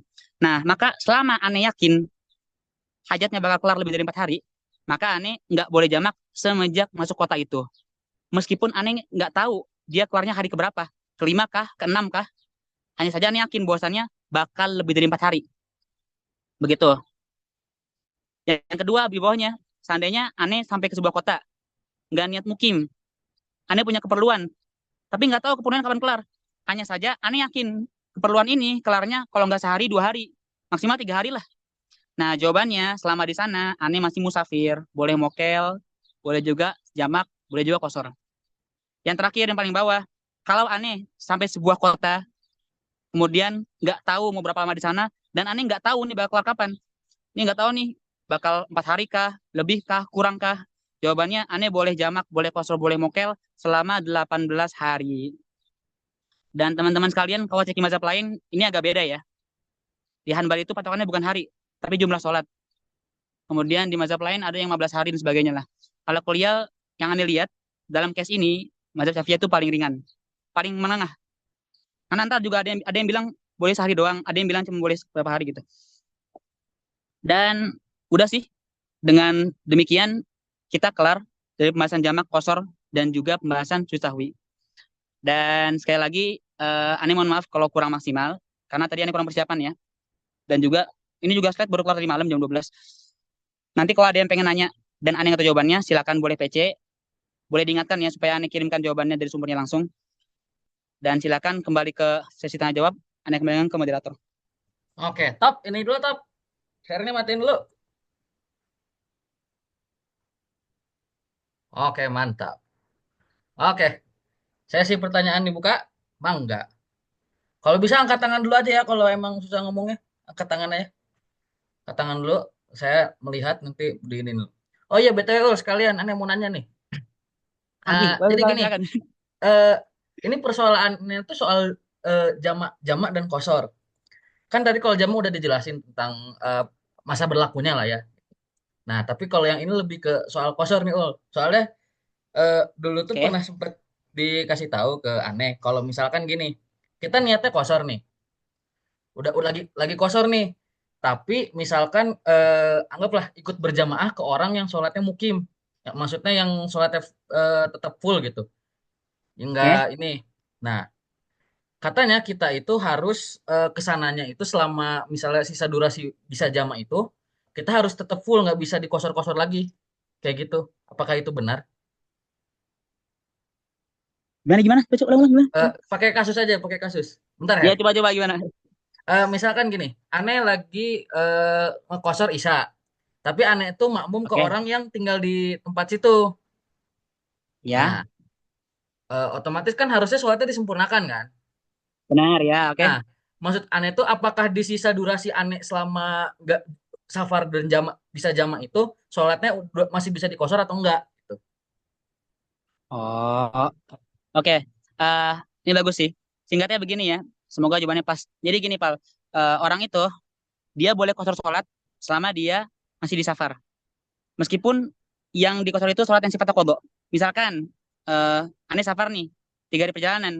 Di hari pertama, Ane lupa sholat zuhur. Ane baru ingat di hari ketiga. Nah, Ane boleh sholat zuhur yang kemarin dengan kosor tuh boleh. Dengan syarat Ane masih di safar. Itu bukan sih yang dimaksud atau bukan? Bukan sih, lebih ke maksudnya kan hari itu sholat Isya aneh kan disempurnakan. Nah, besoknya Ya, itu oke. masih boleh ngekosor nggak sih kayak Oh, zuhur atau iya asarnya boleh, boleh dikosor ya. lagi? Boleh, boleh. Selama Oh, tadi ya, boleh. dia di safar, kemudian juga tadi dia ya belum 3 hari lah. Oke, aman. Oke, Oke, tadi ada yang nanya pertama ya. dari Maher dulu. Oke, Her, ayo, Maher dulu. Oh, mau dulu. Iya, cakep. Syafiul, izin nanya Syafiul ya. Eh, yang pertama ini nih, ini tentang jamaah hajat. Seru nih. Pertanyaan gua nih, bentar, iklan lewat. Nah, tadi. Apa namanya? Jadi ini kasus waktu kata tadi pakai studi kasus, ini studi kasus juga. Jadi teman-teman kita tuh terutama yang di Turki ya. Nah, walaupun gua udah nggak di Turki lagi, cuman ada beberapa yang sempat jadi perdebatan tentang jamaah tuh. Jamaah hajat. Nah, itu kan di Turki itu ada pelajaran-pelajaran sampai nabrak nabrak waktu sholat, bahkan dosen tuh nggak Oke, ngasih waktu buat sholat gitu.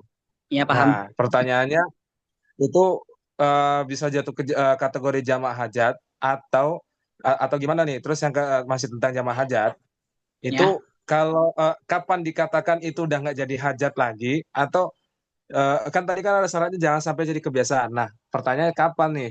Karena kan kita nggak bisa setiap saat bilang jamaah hajat kalau kalau itu ditumpuk-tumpuk lama-kelamaan kan jadi kebiasaan tuh. Apa ada batas toleransinya? Apa gimana gitu? Oke, bagus nih pertanyaannya. Eh, oke, dalam rangka amanah ilmiah, Anda bakal sampaikan lebih rinci ya. Yang pertama, terkait jamakil hajat, itu ada 3 pendapat. Pendapat pertama, pendapat ngebolehin secara mutlak. Artinya, lu mau ada keperluan, mau ada keperluan, lu boleh jamak hajat. Ini pendapatnya longgar banget. Dan kalian bisa tebak ya, ini adalah pendapat yang dianut sama kaum Zohiriyah. Kaum yang katakanlah pendapatnya sering nyeleneh ya. Yang kedua, pendapat kedua, yaitu boleh jamak kalau ada keperluan. Pendapat ketiga, boleh jamak kalau ada keperluan dengan syarat nggak jadi kebiasaan. Gitu. Nah, Anda sangat menyarankan teman-teman sekalian, itu bagi yang punya keperluan, ngambil pendapat yang ketiga aja. Karena kenapa? Ini perkara sholat teman-teman ya. Ini bukan ngomongin sedekah, bukan ngomongin apa jual beli, ini sholat loh. Masa kita main-main gitu kan? Masa kita mudah-mudahan. Tadi Mahir nanya kan tentang orang yang pas kuliah, SKS-nya nabrak misalkan, jamnya nabrak. Ini dibahas di Fatwa Al-Azhar, Darul Ifta. Itu case-nya ketika orang lagi ujian di Azhar, kemudian dan nggak ada waktu untuk sholat. Apakah boleh jamak? Dan situ jawabannya boleh jamak ya. Boleh jamak takhir, boleh takdim, begitu. Dan kalau tadi nanya kapan sih orang nggak disebut hajat lagi, jawabannya ya dia yang tahu. Dia yang tahu kapan dia perlu untuk jamak hajat, kapan nggak perlu. Begitu. Ini sedikit tambahan ya dari Bu Yahya. Jadi beliau pernah nyampaikan bahwasannya mana sih yang lebih afdol, mending qadha salat apa jamak hajat. Misalkan Ani bakal safar Ane tahu bakal kena macet 12 jam. Mending ane jamak hajat takdim atau mending ane sholat qada aja ntar. Dan beliau memilih bahwasannya lebih baik jamak takdim dibanding qada. Kenapa? Karena qada itu ngerjain sholat di luar waktunya. Gitu. Oke, Ya, berarti paling solusinya kodo ya. Berarti kodo ah, tuh maksudnya kalau misalnya terus-menerus lebih baik kodo daripada jamaah hajat ya. enggak, kebalikannya akhir mendingan jamak. Lebih jamaah daripada kodo. Oh ya, oke. Ya, itulah. Saya satu lagi sih Ul, ini masih ini beda sih tentang yang tadi yang syarat mukim itu loh. Nah, karena dulu di keluarga gue tuh ada yang pernah dia kan lama ya, maksudnya pulang kampung nih. Nah, pulang kampung terus bahkan sampai 40 hari. Cuman dia dia tuh bilangnya nggak mau bilang mukim. Nah, selama 40 hari itu jamak jamak dikosor terus full 40 hari itu. Nah, pertanyaan gue itu kasusnya gimana gitu loh. Itu dari segi pandangan gimana? Terus pertanyaan gue, mukim itu kategorinya mukimnya tuh apakah dia mukimnya untuk kerja atau Oke, ngerti. maksudnya spesifik atau misalnya yang pulang kampung tuh pulang kampung lebih dari 4 hari itu udah dihitung mukim apa gimana tuh? Karena itu masih Oke, jadi kalau di beberapa masih di saudara gue juga masih ada yang bertanya gitu status mukim itu apakah paham, pulang paham. kampung lebih itu udah jatuhnya mukim atau enggak gitu? Ya, ngerti. Oke, kita mulai dari soal kedua dulu ya. Jadi teman-teman, manusia itu bisa dikategorikan jadi 3 golongan. Yang pertama, mustautin. Mustautin itu artinya pribumi. Kalau bahasa Arabnya itu orang-orang yang dia itu baik musim panas maupun musim dingin, dia di sana. Dia nggak beranjak. Atau kita nyebutnya sebagai kampung halaman ya, mustautin, pribumi. Yang kedua, ada namanya mukim. Mukim itu artinya orang yang tinggal. Meskipun dia bukan pribumi. Contohnya aneh. Aneh kan di sini kan, dari Indonesia ke Madinah. Nah, aneh di sini bukan mustautin, tapi mukim. Pendatang yang menetap. Yang terakhir ada musafir. Nah, eh, seorang itu disebut mukim kalau dia tadi, dia niat menetap. Begitu. Artinya kalau dia nggak niat menetap, dia masih musafir. Kalau tadi ya, terpenuhi syarat-syaratnya. Dan dia bukan pula mustautin. Nanti teman-teman sekalian, pembahasan tentang mustautin ini kepake di bab sholat Jumat. Karena dalam madzhab Syafi'iyah itu yang namanya sholat Jumat hanya sah kalau ada 4 orang, 40 orang mustautin, bukan mukimin. Jadi kalau ada Jumatan yang dia tuh 40 orangnya bukan dari pribumi, nggak boleh Jumatannya. Nah, kemudian tadi Maher nanya tentang orang yang 40 hari itu dia nggak berhenti-berhenti ya, jam makan kosornya. Itu aneh nggak tahu. Yang aneh tahu ya, 4 mazhab pun punya batas masing-masing. Ada yang 18 hari, ada yang 21 hari gitu.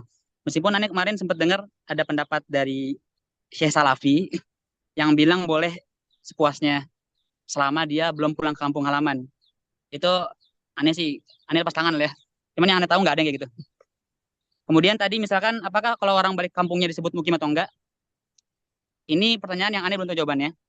Cuman kalau kita baca pelan-pelan ibaroh-ibaroh di kitab-kitab Syafi'iyah, itu mafhumnya mengisyaratkan bahwasannya orang yang pulang ke kampung halamannya, dia sudah bukan musafir lagi. Misalkan ya, aneh dari sini. Ini bagus nih, misalkan aneh pulang ke Indonesia dari Madinah. Di Indo, aneh cuma 3 hari. Iya enggak sih? Dan 3 hari tadi kita bilang itu boleh jamak, boleh kosor.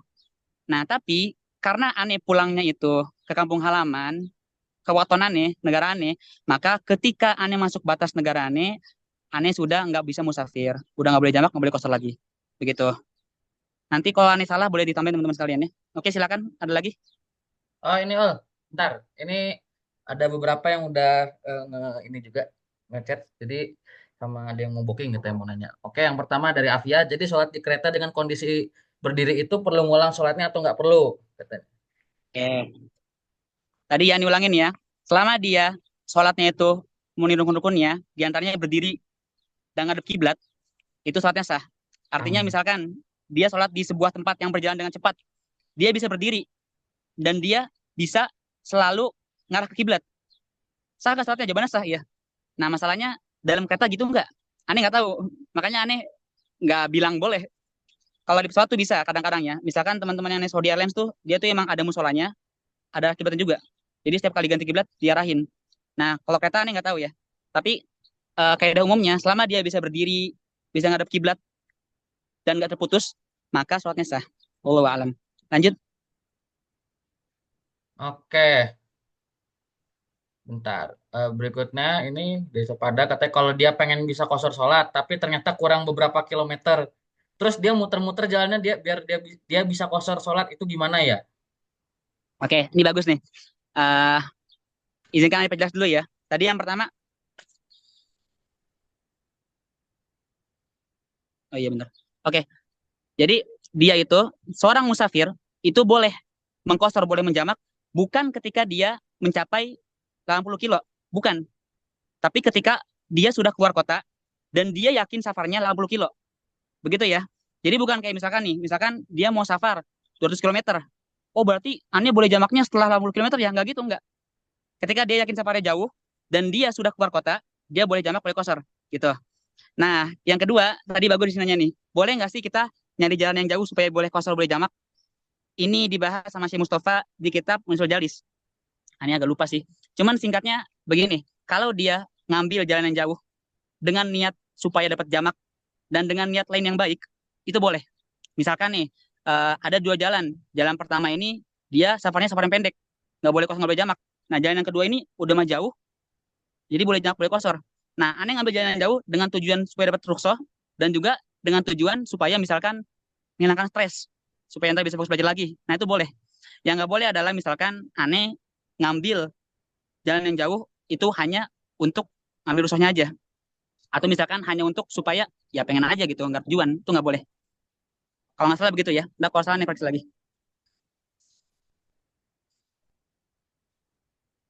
Oke, ada lagi? Oke. Yuk, lanjut yang mau nanya, nanya. Oh ini nanya, Masya Allah.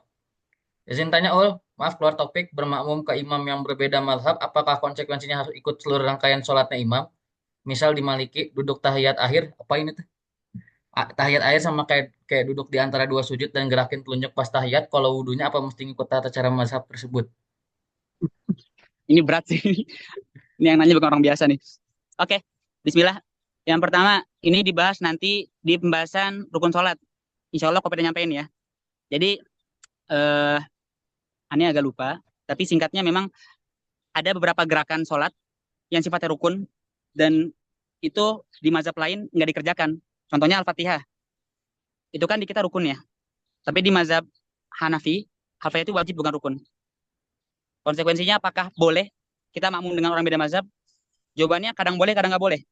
Namun untuk ditanya lupa ya, mohon maaf. Nanti insya Allah saya cari lagi dan ntar boleh nanya kopet lah.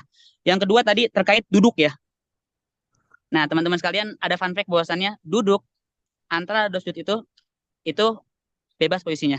Nih jadi kan kita kenal tawaruk juga iftirosh. Tawaruk adalah duduk yang mana kita itu ya duduk yang kayak biasa antara dua sujud ya. Sedangkan iftirosh adalah duduk yang akhir yang kita miring. Nah ini adalah perkara yang sunnah. Jadi begini loh teman-teman, misalkan kalian pas rakaat kedua kalian duduknya itu iftirosh, tawaruk, atau bahkan duduknya duduk yang nggak jelas, itu boleh nggak? Jawabannya boleh. Nggak bikin sholatnya batal ya. Meskipun dia rukun, tapi cara duduknya itu sunnah. Begitu. Emang kalau di mazhab Malik itu benar dia tawaruk, kemudian tawaruk. Kalau di kita kan iftirosh sama tawaruk. Tapi ala kuliah cara duduknya itu sunnah. Nah kemudian terkait tadi wudhunya, itu boleh. Misalkan kita wudhunya Maliki, sholatnya sebagai sholat Syafi'i itu boleh. Karena itu dua ibadah yang berbeda. Begitu. Yang nggak boleh tadi ya, misalkan kalau dalam suatu wudhu kita pakai mubtilatnya Syafi'iyah, tapi kemudian pas basuh rambut di Malikiyah itu nggak boleh. Begitu. Oke, pertanyaannya sudah terjawab. Mencurigakan ini. Eh, Bukti bertanya seperti ini sangat detail ya. Kayak pertanyaan berikutnya, Ul, kalau dia dalam perjalanan terus sholatnya pas udah sampai rumah tetap bisa jamar qasar nggak Ul? Lebih Ah, utama bagus jamak nih. takdim atau jamak takhir Ul Hmm. kalau ada hajat? Nah, Iya bagus. Jawabannya nggak boleh jamak, takhir, nggak boleh pula qasar. Ini termasuk di mana case-case orang sering salah paham ya. Tadi kan kita bilang seseorang itu dapat disebut musafir kalau dia udah keluar kota. Kebalikannya, kalau dia udah masuk kota, kota tempat dia berangkat, maka dia bukan musafir lagi. Artinya dia nggak boleh jamak, nggak boleh pula qasar. Kalau jamak, oke lah, dia nggak boleh jamak karena safar. Misalkan jamaknya karena hajat, boleh nggak? Jawabannya ya, kalau kita ikutin tadi, jawabannya boleh. Gitu. Adapun qasar itu sama sekali nggak boleh ya teman-teman ya, sama sekali nggak boleh. Nggak ada yang ngebolehin lah qasar. Kalau jamak tadi boleh lah kita beralih pendapat yang nggak bolehin. Tapi kalau kosor nggak boleh. Begitu. Jamak itu lebih luas daripada kosor. Oke, baiklah sudah dijawab oleh Rafiul. Yuk, barangkali ada yang mau nanya lagi, langsung saja. Atau barangkali Kalau ada yang teman-teman nambahin juga boleh silakan ya. anak-anak syariah mau ngetes Piul, biasanya kan gitu dari kemarin-kemarin. Hanif dites, Imat dites, Piul dites. Besok jangan lupa semuanya kita ngetes pemateri besok ya. Seru soalnya. Ya tadi kalau emang misalkan nggak bisa jamak di perjalanan, tadi silakan lah. Silakan jamak takhir dengan niat jamak hajat dan jangan lupa penuhi syarat-syaratnya. Kayak tadi dia harus niat sejak di waktu yang pertama, kemudian sebagainya gitu. Kayak gitu. Oke, Mau tanya, Pul, ini bener sebenarnya lagi nih case-nya Anwar Gopal. yang nanya. Ini case-nya Gopal sebetulnya. Gua lagi. Si Gopal habis safar misalkan dari Cirebon ya ke Bandung. Dia sering banget tuh tanya, orang harus sholat di mana nih kata dia. Kalau masih pengen dapat kosor karena dia rumahnya di Cimahi, kadang-kadang suka bilang, nanti sholat aja di Bandung, masih bisa kosor tuh. Nah, mohon pencerahannya Ustaz. Oke, ini kembali ke bab yang tadi ya. Bahwasannya eh, kita hanya boleh jamak dan kosor selama kita itu sudah di luar batas kota. Misalkan untuk case kewajiban Indonesia berarti patokannya kecamatan ya atau kota. Aneh nggak hafal nama-nama kota, nama kecamatan di Bandung, tapi selama Gopal belum masuk ke kecamatan rumah dia, itu dia masih boleh jamak, boleh kosor. Makanya yang paling aman adalah Oke. orang ketika dia pulang, dia berhenti dulu sebentar, jamak dulu, kosor dulu, baru dia masuk kota dia. Gitu. Itu yang paling aman tuh. Oke. Berikutnya nih, Ul, Ul. kalau gini gimana, Ul? Misalkan nih kan rumah gue di Sidoarjo, terus gue balik nih dari mudik kan, belum sholat. Pas jalan, tahu-tahu nyampe Sidoarjo, belum sholat. Ah, keluar lagi Surabaya biar dapat jamaah gitu. Itu gimana? Sebentar. Itu waktu yang pertama udah habis belum? eh Ya mungkin case-nya ini ya mau mau jamak gitu. Mau jamak aja, Iya. mau jamak Jamak apa nih? Takhir apa takdim? akhir. Biasanya kan Kalau telat-telat gitu. takhir, ya jawabannya boleh. Boleh. Tapi tadi ya, dengan syarat dia itu sudah meniatkan bakal jamak ketika Oh, waktu yang pertama masih ada. Gitu. Jadi pas masih waktu zuhur, dia niat di hati dia tuh kayak, ntar gue mau jamak lah. Mau jamak sama asar gitu. Jangan sampai dia baru niat pas udah waktu asar. Itu nggak boleh. Nanti jadi kodok. oh ya, berarti boleh ya. Ya boleh deh, boleh spesial buat lu, boleh dah. Oke. Bentar lu ya Haidar. Ini bro ingat tadi tuh pertanyaannya Adilah kan mau dibahas di sini Ul. Yang ini. Kalau belum musafir tapi bakal ketemu waktu sholat gak dikosor tapi di jamak boleh nggak? Terus 3 hari musafir apa tetap dapat keringanan walaupun udah nggak di kendaraan? Oh ya, oke. Untuk soal yang kedua tadi udah dijawab ya. Bahwasannya Ya. dia tuh di kendaraan untuk dihitung boleh. Kemudian tadi pas sampai tujuan dia maksimal 4 hari ya. 4 hari kurang. Hmm. Oh iya, ini juga nih. Anil lupa ngasih tahu lagi ya Allah. 4 hari tadi itu ini ya. Itu exclude hari kedatangan dan hari kepergian. Jadi kalau eh, Bu Yaya itu nyampein kayak gini. Misalkan seorang aneh. Hari Senin aneh perjalanan. Nah, hari Senin malam aneh nyampe ke kota tujuan. Nah, ketika aneh di sana, aneh sama hari Selasa, Rabu, Kamis, Jumat. Nah, Sabtunya aneh baru pulang, itu udah masuk kategori yang nggak boleh. Gitu. Ya, intinya hari kedatangan dan hari kepergian tuh nggak dihitung lah. Apalagi tadi, Pal? Kalau belum musafir, karena belum musafir tapi bakal ketemu waktu sholat, nggak dikosor tapi di Ya, jamak boleh nggak? ini kembali ke yang tadi, hukum aslinya nggak boleh. Oke? Hmm. Hukum aslinya nggak boleh, karena dia belum musafir. Tapi, sekiranya emang nggak mungkin buat dia sholat, silakan dia boleh jamak, ikut pendapat yang nggak bolehin, tapi nggak boleh kosor. Itu ya. Karena kosor, aneh nggak mendapati sih pendapat yang nggak bolehin kosor sebelum safar. Gitu. Oke. Berikutnya dari Pak Dokter nih. Mau nanya, kalau buat dokter yang ngelakuin operasi lebih dari 6 jam kayak dokter-dokter bedah, misal operasi jam 12 siang, selesainya bisa malam. Jamak duhur asarnya apakah pas malamnya terus lanjut jamak maghrib isya atau bagaimana? Gitu. Iya, jawabannya untuk case ini boleh dia jamak lil hajat, tapi tadi ya dia jamak di waktu masing-masing. Misalkan dia jamaknya takdim dulu, zuhur asar. Kemudian pas malam dia boleh jamak lagi maghrib isya itu boleh.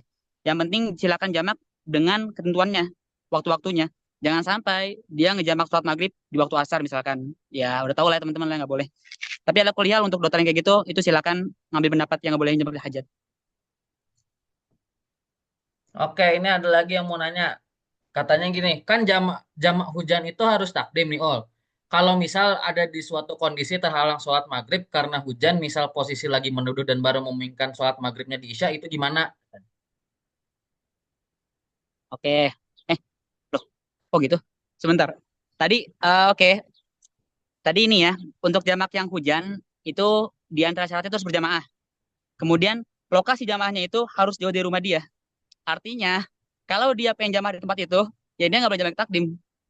Karena dia nggak perlu usaha untuk keluar dari rumah. Jadi jamak takdim itu yang buat hujan hanya berlaku untuk orang yang lokasi jamaahnya jauh dari rumah dia. Kalau dia lagi ngumpul bersepuluh di rumah dia, pengen jamaah, hujan nih, jamak takdimnya itu nggak boleh. Karena dia ya di lokasi. Oke, udah terjawab ya. Ya, Eh tadi banyak berikutnya sih. ada yang mau nanya lagi nggak nih? Ayo, sebelum Itu banyak tadi Pak di pertanyaan di chat tadi obrolan tenggelam tadi. terakhir itu Haidar sama ini Takia yang nanya. Enggak ada tadi yang panjang. Siapa Nih lagi? tadi si Afifah. Oke, referensi kitab ya. Ini Oh, referensi detail kitab. banget sih. Oke, Ane merekomendasikan baca kitab Mu'nisul Jalis, Syarah Yakut Nafis, karyanya Syekh Mustafa Abdul Nabi. Itu buku yang kontemporer, ringkas, dan dia itu pembahasannya bagus lah. Silakan baca jilid pertama. Dia dibahas tentang bagaimana kalau seorang Syafi'iyah mazhabnya dia bermakmum ke orang yang Hanafiyah itu dibahas. Begitu. Kalau pengen detail lagi, silakan baca di Hasyiah-Hasyiah ya. Di Hasyiah Bajuri kayak dibahas. Bajuri enggak deh. Pengen Hasyiah Intolibin. Oke. Yuk, ada yang mau nanya lagi sebelum saya tutup dan minta Piul tutor cara ngapus dosa gibah. Oh iya, lupa lagi tadi. Ya, bentar dulu. Kita tunggu dulu. Apakah ada yang mau nanya lagi? Oh, tadi Itu tuh Hilman si nanya ya? banyak Ul, nih. kalau sholat Nur Izan. dihormatil waktu terus kodo gimana, Ul? Ya, itu benar. Oke, Anda sampaikan teman-teman ya. Ada dua solusi buat orang-orang yang nggak bisa sholat di waktunya. Sekali lagi yang ditekankan, Anda ngomong gini bukan sebagai kemudahan ya. Bukan kayak teman-teman kayak, wah gampang lah. Ini diambil silakan kalau memang terpaksa aja. Misalkan kita ambil case tadi, Haidar pengen operasi. Sebagai dokter, dia operasi 12 jam misalkan. Dan dia yakin bakal offset dari waktu sholat. Maka dia diperbolehkan untuk jamakil hajat. Boleh takdim, boleh takhir. Case kedua, orang yang dia yakin bakal kena macet. Dia naik bis. Naik bis kena macet setengah hari. Dan dia yakin tuh bakal kena macet. Nah dia boleh jamak takdim, boleh takhir, jamakil hajat. Dan dia boleh pula nggak jamak, tapi dia sholat pas di kendaraan. Dan pas nyampe tujuan, dia sholat lagi di kodok. Meskipun udah keluar waktu. Dua-duanya boleh, tapi tadi ya yang dibilang, yang ada kata Ibu Yahya, beliau lebih milih jamak takdim dibandingkan harus kodok. Meskipun dua-duanya boleh. Oke. Berikutnya nih. Kalau lebih mengutamakan takdim karena takut kenapa-napa gimana, Ul? Boleh aja sih, ya silakan nggak apa-apa lah.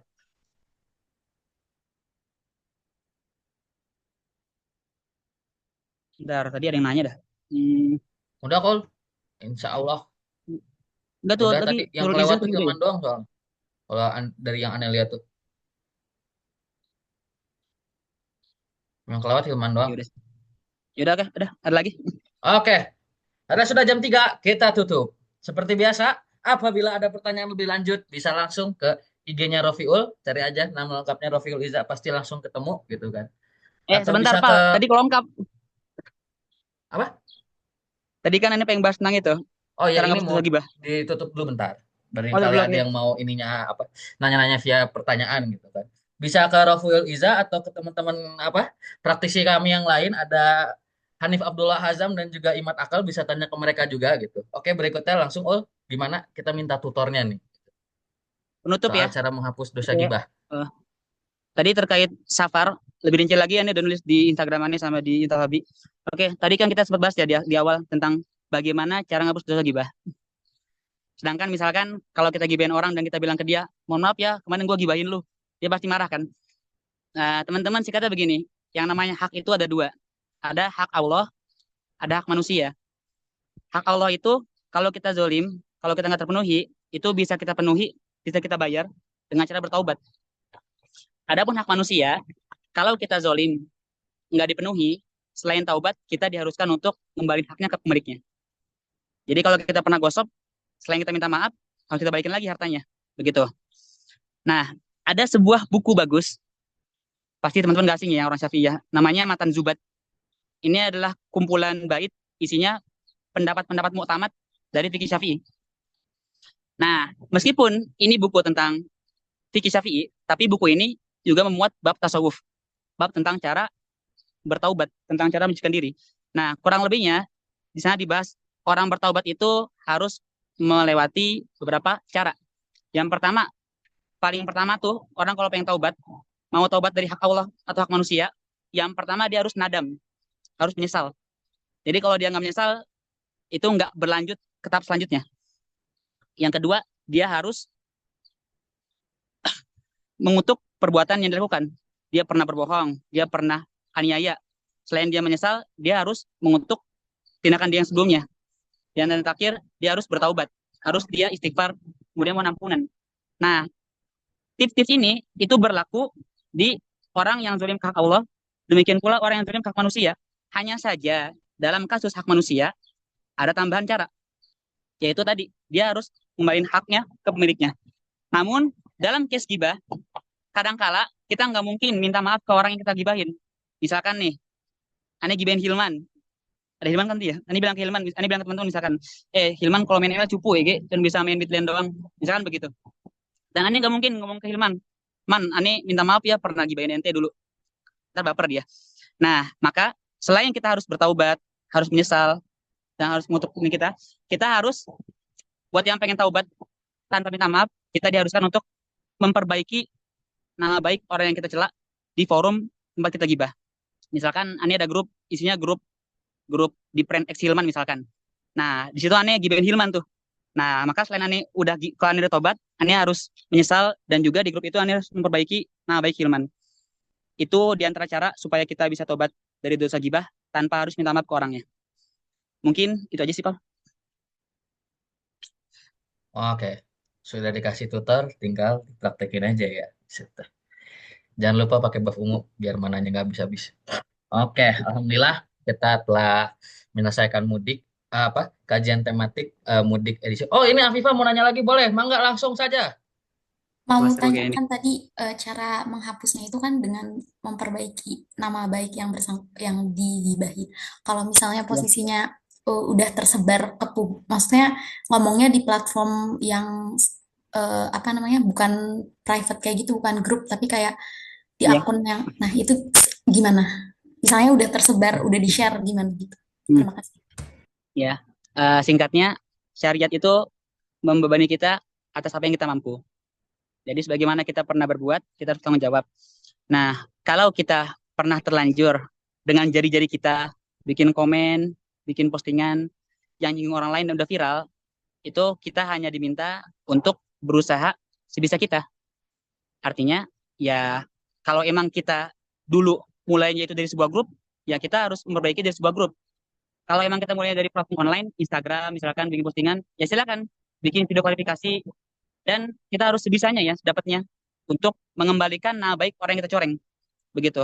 Adapun kalau misalkan terlanjur sebar, kemudian ya nggak ketolong lagi, ya qadarullah, kita hanya perlu minta maaf kalau emang nggak bisa lagi ya.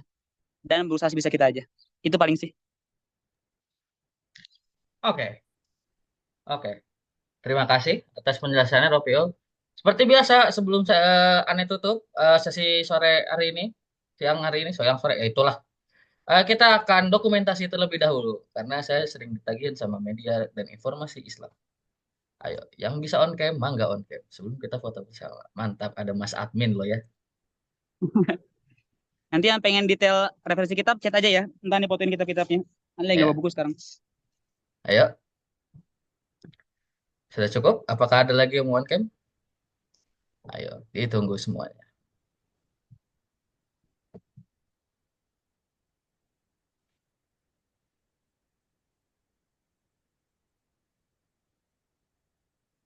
Ya udah, eh orang dah, gue pencet screenshotnya ya. 1, 2, 3, bergaya. Yoi.